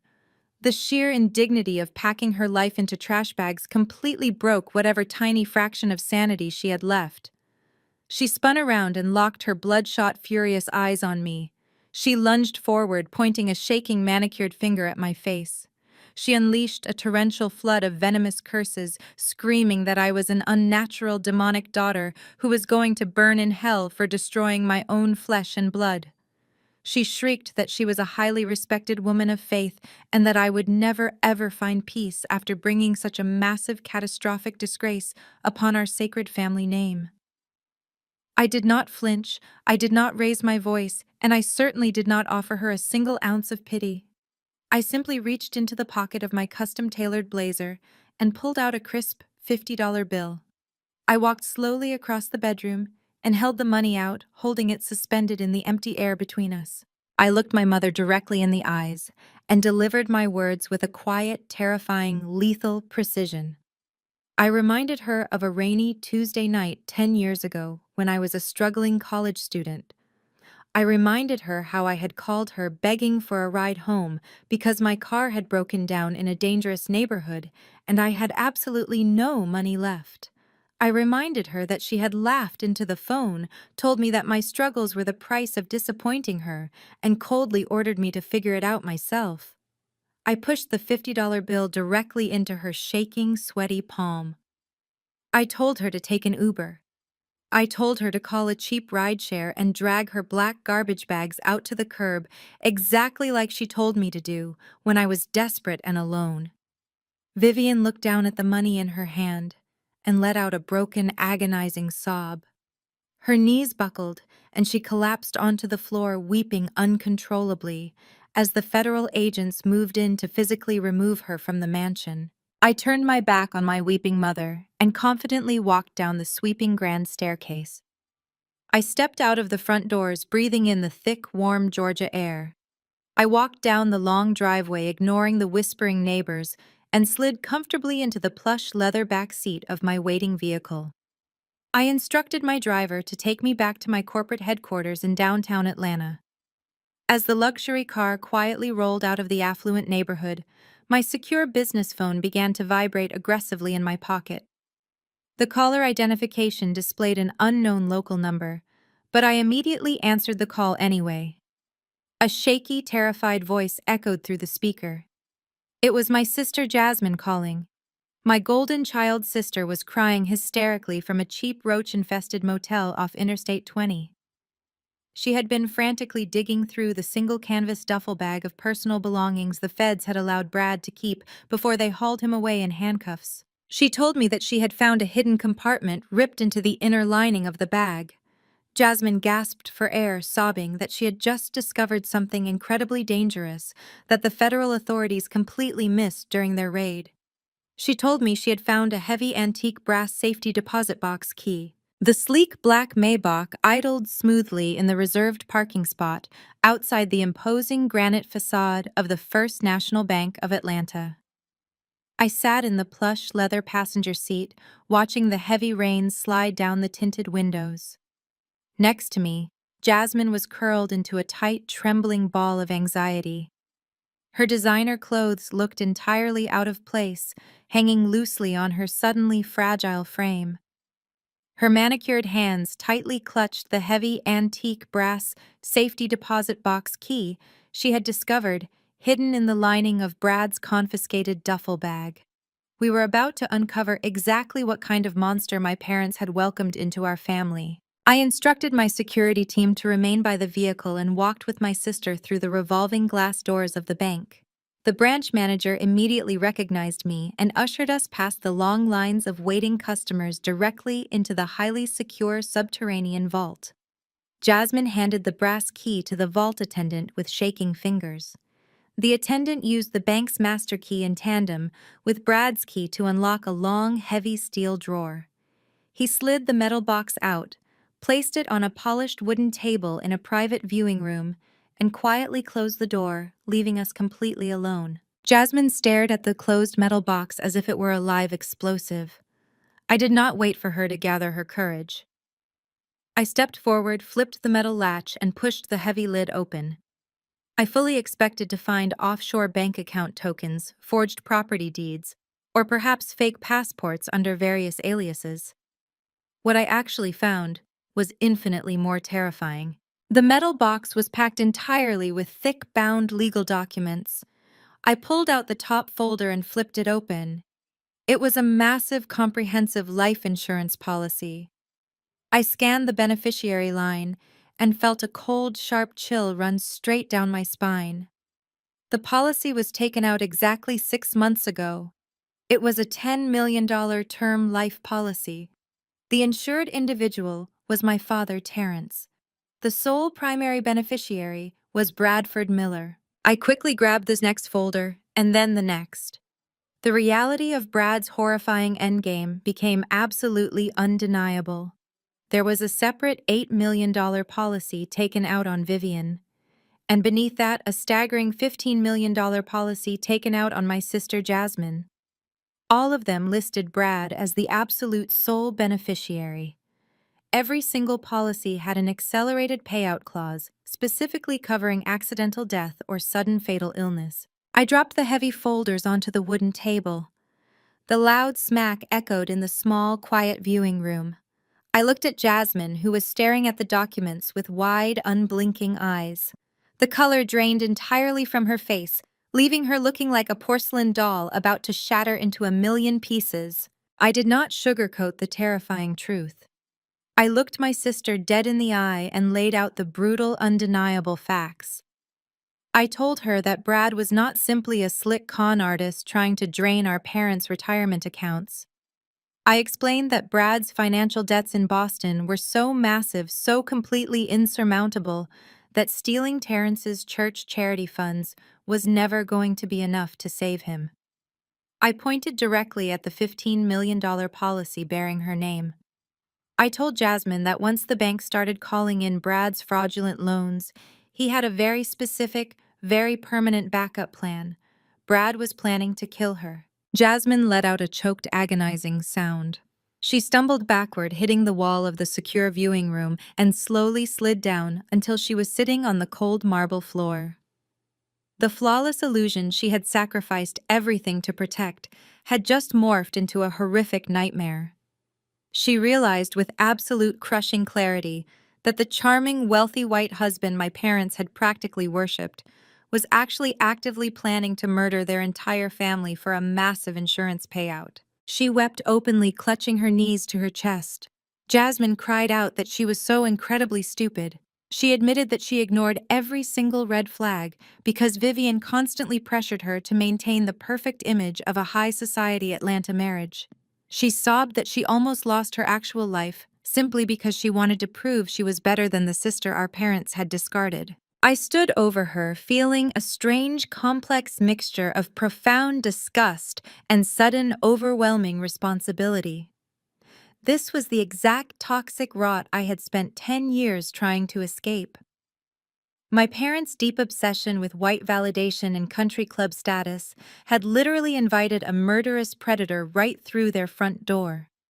They were so desperate to be adjacent to perceived white generational wealth that they completely ignored the fact that their golden child was sleeping next to a man plotting her assassination. I did not offer Jasmine a hug. The time for soft sisterly comfort had passed long ago. I knelt down, retrieved the thick insurance policies from the table, and secured them safely inside my leather briefcase. I looked at the weeping woman on the floor and told her that her tears were completely useless right now. I explained that we had just escalated the situation from a simple federal financial crime into a massive multi-agency criminal investigation. I informed Jasmine that with these specific documents in my possession, I now held the absolute power to legally upgrade Brad's federal wire fraud charges into attempted murder and severe insurance fraud. I told her that her fake husband was never going to see the outside of a federal penitentiary ever again. I closed my briefcase with a sharp, definitive click, signaling the end of her fairy tale and the beginning of my absolute reign. I ordered her to stand up, wipe her face, and walk out of this bank with her head held high because we had a very important meeting with the federal prosecutor waiting for us. The federal prosecutor's office in downtown Atlanta was a sterile, imposing fortress of frosted glass and brushed steel. I walked into the expansive conference room, flanked by two of my senior litigation attorneys. Jasmine trailed closely behind me, her head bowed and her hands trembling as she clutched the strap of her designer handbag. Across the wide, polished oak table sat the lead federal prosecutor, a sharp-eyed woman named Special Agent Reynolds.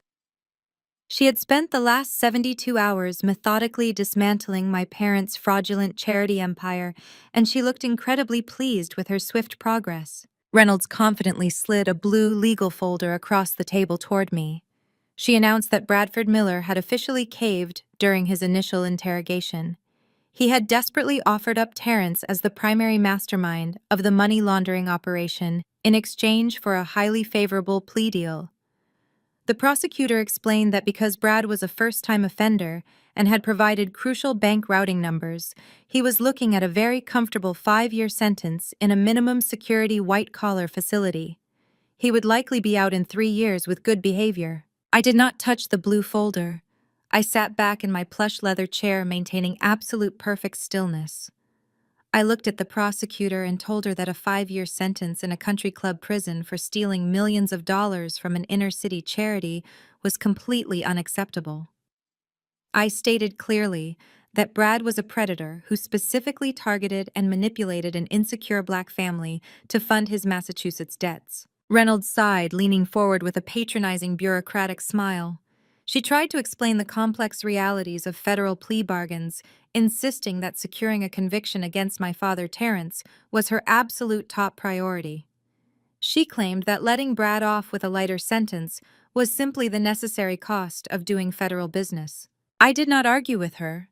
I did not raise my voice or show a single ounce of frustration. I slowly reached into my bespoke leather briefcase. I pulled out the heavy manila folder containing the 3 massive life insurance policies I had just retrieved from Brad's hidden safety deposit box.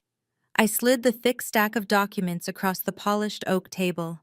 It stopped precisely in front of Special Agent Reynolds. I watched the prosecutor's patronizing smile instantly vanish as she opened the folder. I calmly narrated exactly what she was reading. I detailed the $10 million policy on my father, the $8 million policy on my mother, and the staggering $15 million policy taken out on my sister Jasmine. I pointed out the specific accelerated payout clauses for accidental death. I then slid a secondary document across the table. It was a digital forensic report my team had compiled overnight.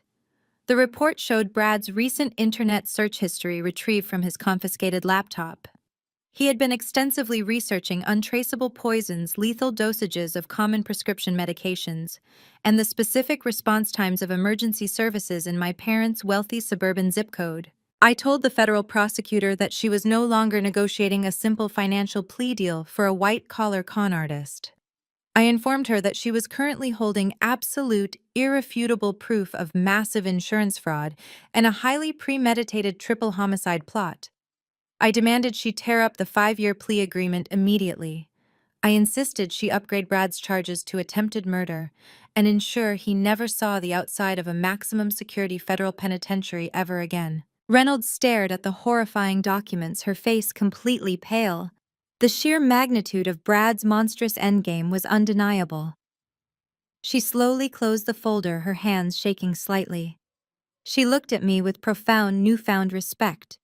She picked up the blue folder containing the original 5-year plea deal and tore it straight down the middle, throwing the pieces into the trash can beside her desk. She promised me that Bradford Miller would be facing a mandatory minimum of 25 years without any possibility of early parole. As we walked out of the federal building and stepped into the blistering afternoon heat, Jasmine finally broke her silence. She had watched the entire brutal negotiation without saying a single word. Now she stopped on the concrete steps, completely ignoring the busy crowds of lawyers and government employees rushing past us. She looked at me with red-rimmed, exhausted eyes. The heavy layers of her fake high society persona had been completely burned away, leaving only a deeply broken, terrified woman behind. Jasmine admitted that she had always hated me.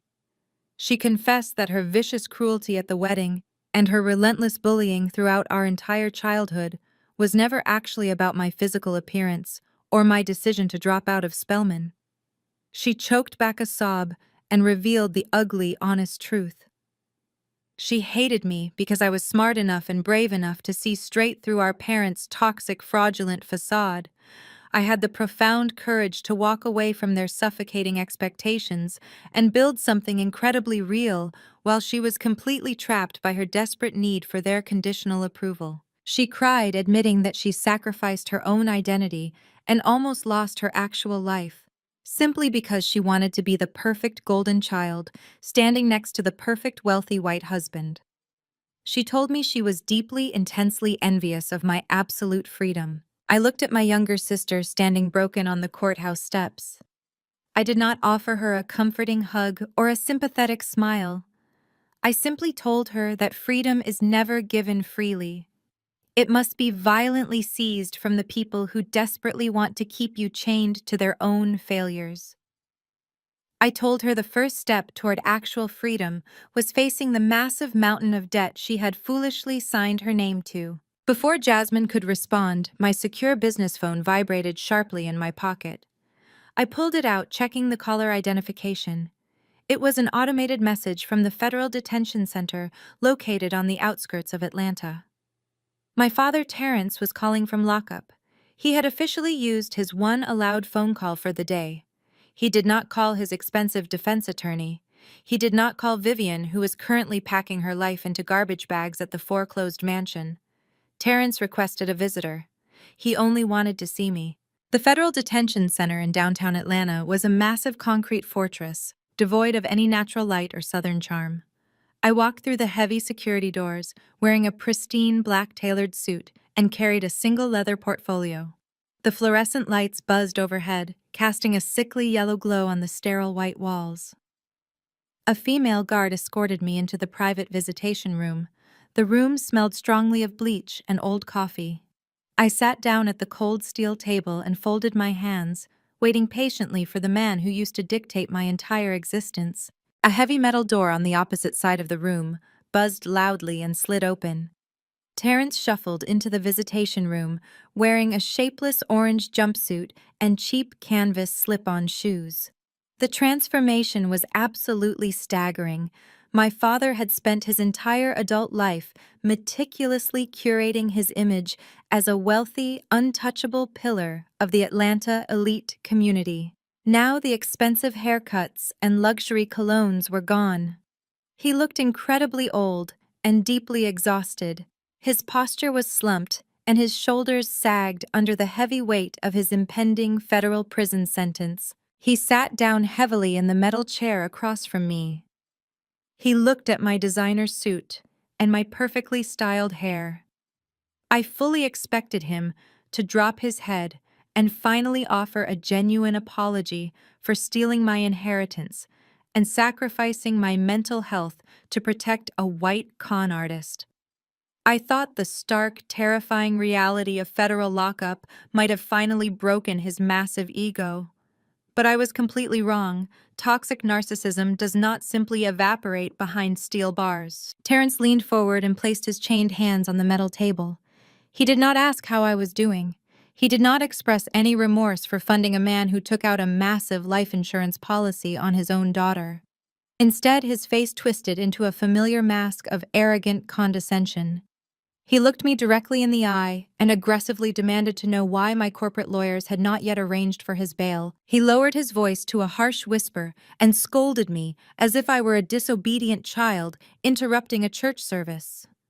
Terrence angrily declared that I had completely humiliated him in front of his entire country club.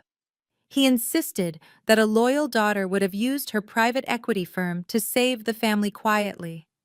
He firmly believed that preserving our fake image of flawless black excellence was far more important than stopping a violent criminal from murdering his youngest child. I sat perfectly still, listening to his delusional rant. I did not raise my voice, and I did not shed a single tear. Any anger or childhood resentment I held toward this man vanished in that exact moment. It was entirely replaced by a profound, overwhelming sense of pity. I looked at the man who gave me life and realized he was completely hollow inside. He was so intensely obsessed with how wealthy people perceived him that he had entirely lost his own humanity. I did not argue with him or attempt to defend my actions. There was no point in trying to reason with a man who prioritized a country club membership over the actual lives of his own children. I slowly unzipped my leather portfolio. I pulled out a single legal document printed on thick, heavy paper. I slid it across the cold steel table. It stopped precisely in front of his chained hands. Terrence stopped his angry rambling and looked down at the document.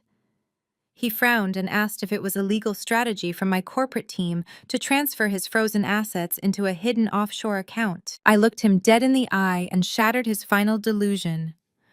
I told him that my legal team was not representing him, and I would never spend a single penny of my wealth to save a man who gladly threw me away. I explained that the paper in front of him was a total severance of our familial relationship. I had my attorneys draft a formal cessation of all parental rights and obligations. I was legally ensuring that he could never claim me as his kin ever again. Terrence stared at the document, his mouth opening and closing in sheer disbelief. He looked up at me with panicked eyes, finally realizing that I was not there to rescue him from the catastrophic mess he created. I was simply there to permanently close the door on our relationship. He began to stammer out a desperate plea, claiming that we shared the same blood and I owed him my respect. I stood up from the metal chair and looked down at him with absolute chilling calmness. I told him that respect is earned through honesty and love, not through manipulation and theft. I told him he chose his legacy the night he drained my grandmother's trust fund to impress a racist fraud. I advised him to sign the severance document and give it to the prison guard because it was the very last piece of paperwork I would ever share with him. I turned my back on my father and walked out of the sterile visitation room without a second of hesitation. The heavy metal door slammed shut behind me, sealing Terrence inside his new permanent reality. I stepped out of the federal detention center and walked into the bright, warm Atlanta sunshine. The chain that had dragged me down for my entire life was finally broken. I walked toward my waiting vehicle.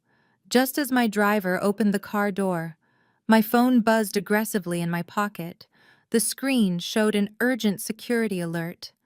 The message stated that my mother Vivian had just shown up completely unannounced at the massive corporate headquarters of Obsidian Capital.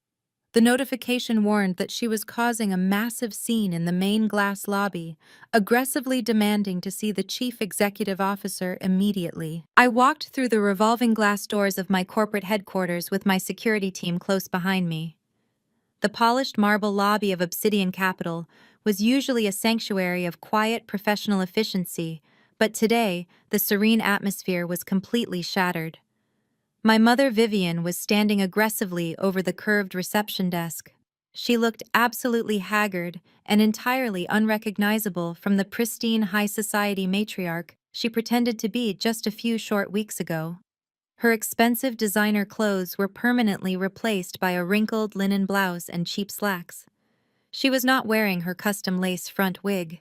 Instead, her natural hair was tied back in a messy, uneven bun. Vivian slammed her bare hands flat against the pristine glass desk. She shouted at my terrified receptionist demanding immediate access to the top floor. She yelled that she was the mother of the chief executive officer and she did not need an appointment to see the daughter she carried in her own womb.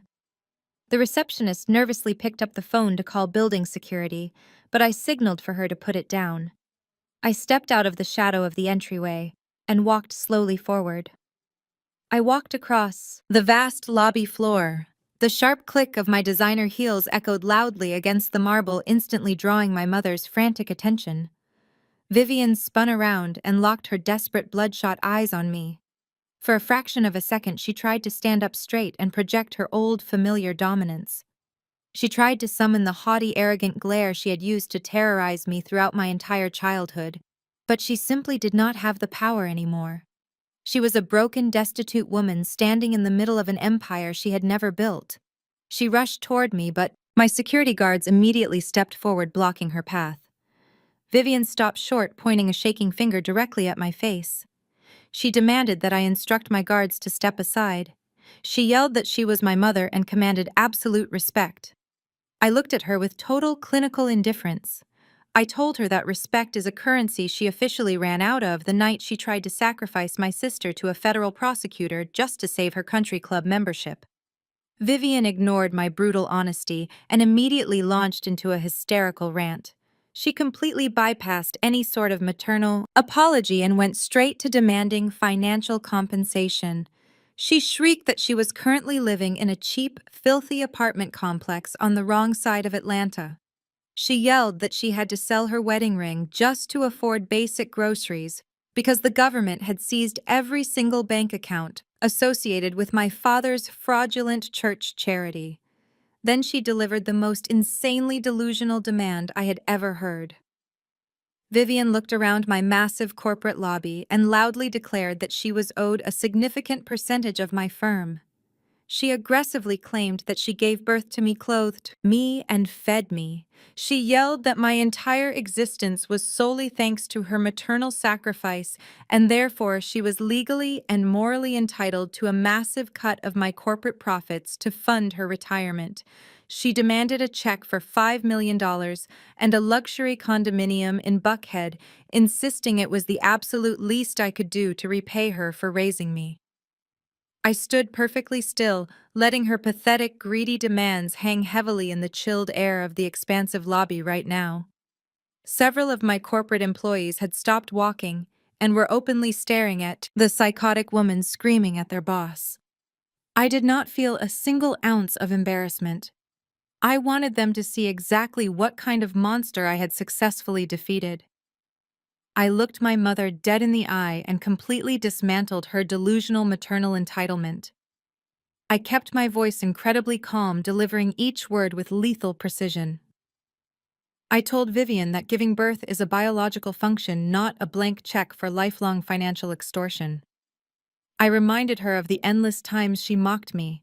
I reminded her how she looked me directly in the face and called me an ugly, embarrassing failure, simply because I refused to conform to her toxic, shallow obsession with wealthy, white validation. I reminded her of my 19th birthday. I reminded her how she refused to attend my small celebration because she was too busy hosting a lavish welcome dinner for Brad's racist parents. I reminded her how she forced me to sit next to the foul-smelling kitchen trash cans at Jasmine's wedding because my very presence threatened her fragile, desperate illusion of black excellence today. I told her she never prioritized love or family. She only prioritized status designer handbags and the fleeting approval of wealthy church gossips who secretly laughed behind her back. Vivian began to weep, loud gasping sobs that echoed through the lobby. She tried to play the victim, crying out that she did the best she could with a difficult, rebellious daughter.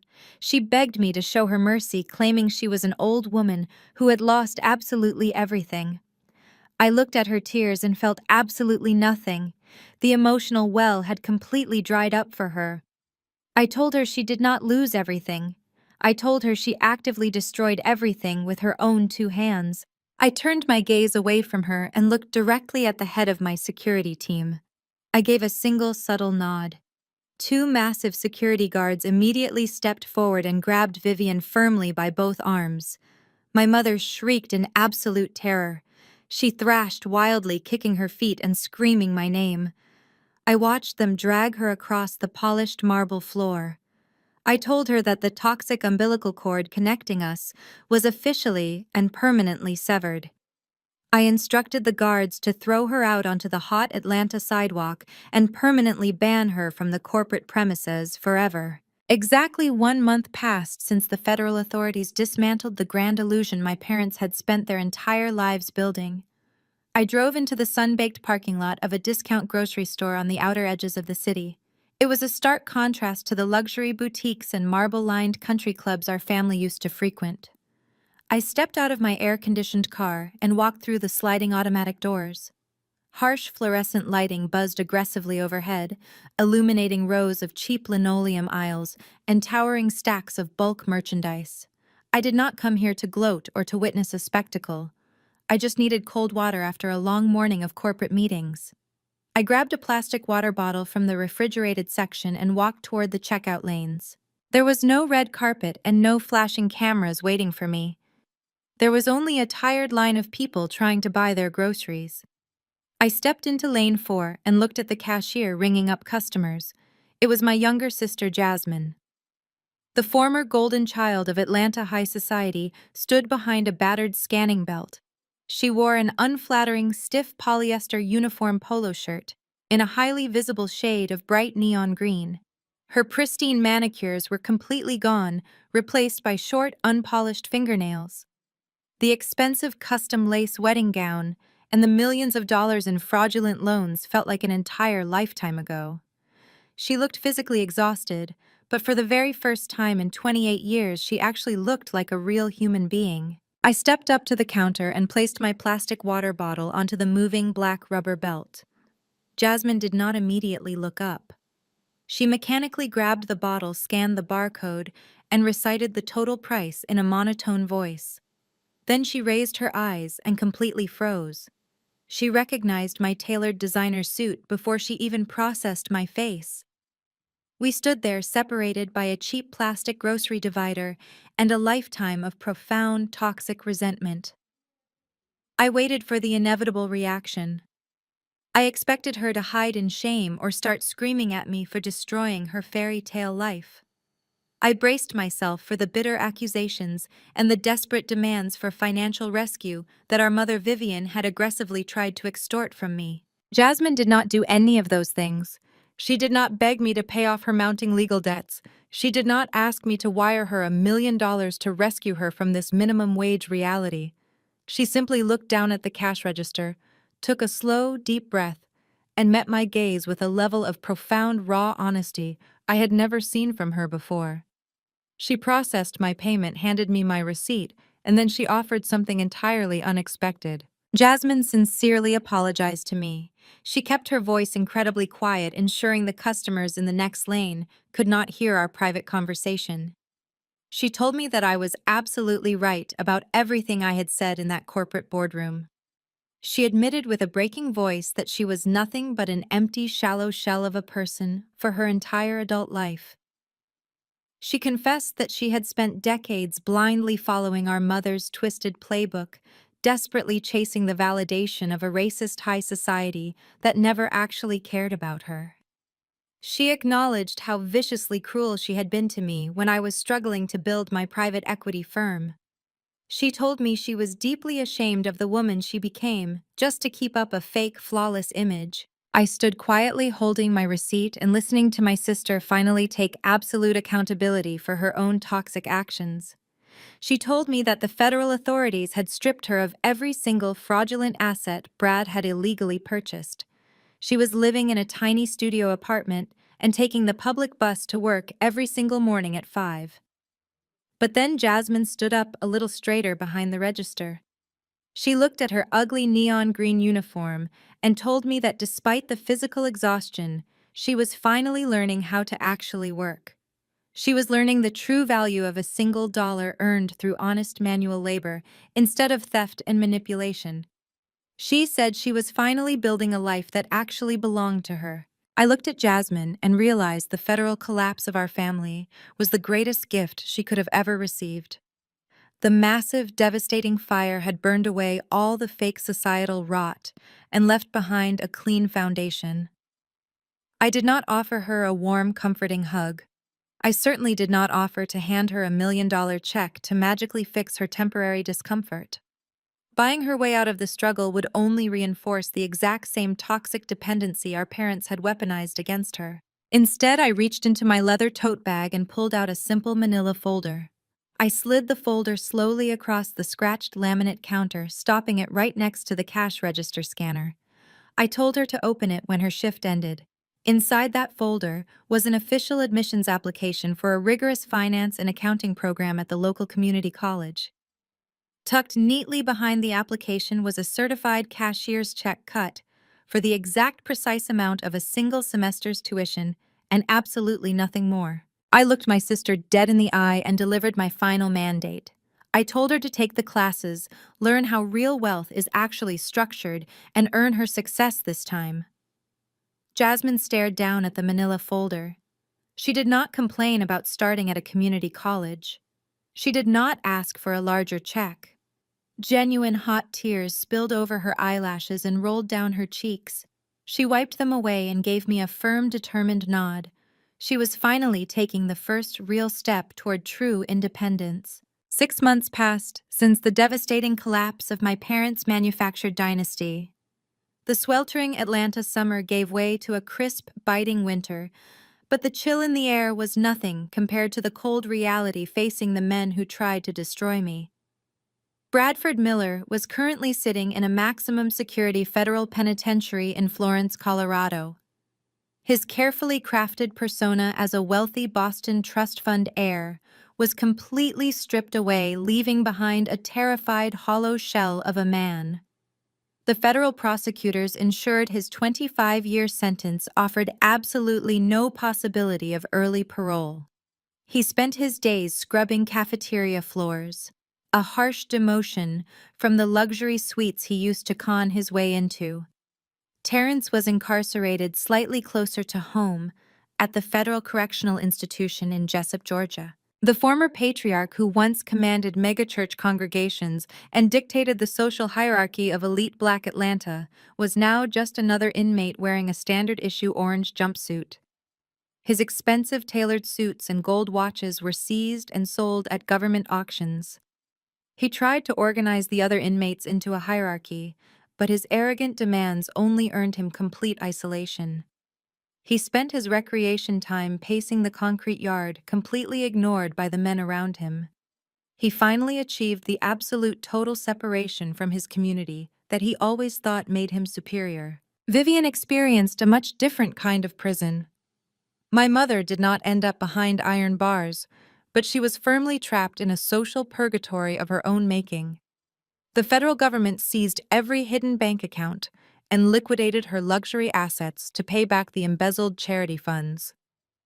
Left with absolutely nothing, she was forced to take a minimum wage job as a hospitality attendant at a mid-tier hotel near the airport. One Tuesday afternoon, she was assigned to clean the lobby restrooms. As she pushed her heavy plastic janitorial cart out of the service elevator, she locked eyes with a woman walking past the concierge desk. It was the wife of the prominent bishop, the very same woman Vivian used to sip imported champagne with at the country club. My mother froze instinctively, reaching up to smooth her cheap uniform collar, desperate for a flicker of recognition or sympathy. The bishop's wife looked directly at Vivian, staring right through her, as if she were completely invisible. She turned her head and kept walking without breaking her stride.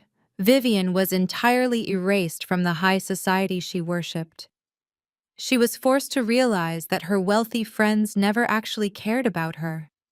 They only cared about the illusion of perfection she provided, and the second it shattered, she became completely disposable. Jasmine honored the silent agreement we made at the grocery store. She did not call me begging for favors, and she did not try to exploit our fragile connection. She attended her community college finance classes every single morning and worked her cashier shifts every single night without a single complaint. She was slowly, painfully rebuilding her identity from scratch, entirely free from the toxic vanity that almost cost her her life. I watched her progress from a distance, respecting the strict boundaries we established. While my family lived out the agonizing consequences of their profound greed, I focused entirely on cementing my own legacy. I stood in my massive penthouse office on the 50th floor of the Obsidian Capitol skyscraper. The floor-to-ceiling glass windows offered a breathtaking panoramic view of the sprawling Atlanta skyline. The city stretched out beneath me, a shimmering grid of endless power and opportunity that I now controlled completely. I walked over to my custom marble desk and sat down in my high-backed leather chair. Waiting for me in the center of the desk was a thick stack of legal documents tied with a gold ribbon. It was not a hostile corporate takeover or a distressed debt portfolio. It was the final incorporation paperwork for the Big Mama Foundation. I picked up my favorite heavy gold pen and began signing my name on the dotted lines.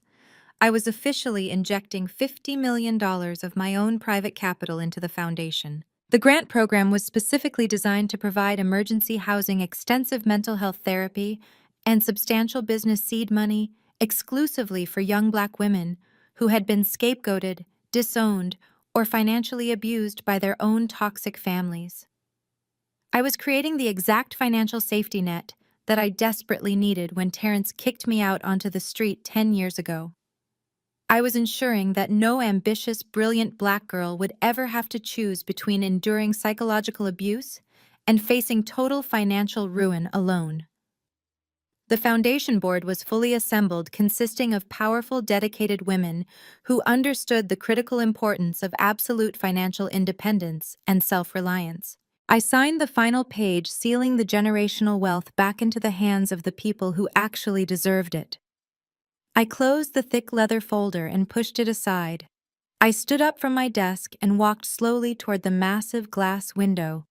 I crossed my arms and looked out over the glittering city as the sun began to set, casting vibrant streaks of purple and gold across the southern sky.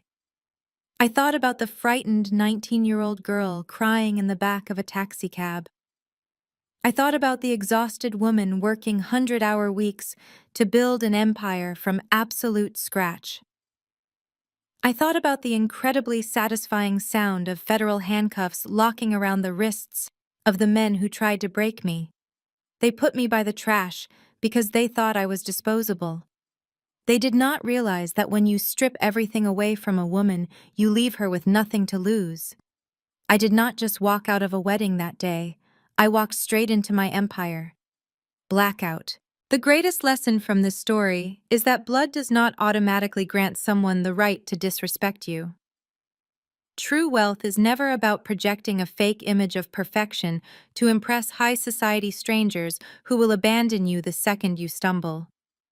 It is about absolute financial independence and the quiet power of building your own life on a foundation of truth. You must have the courage to walk away from toxic family members who view you as disposable. When you stop seeking the validation of a broken system, you finally gain the ultimate power to build your own unbreakable empire. Drop a comment below if you have ever had to cut ties with toxic family members to protect your peace, and hit that subscribe button for more stories of ultimate justice.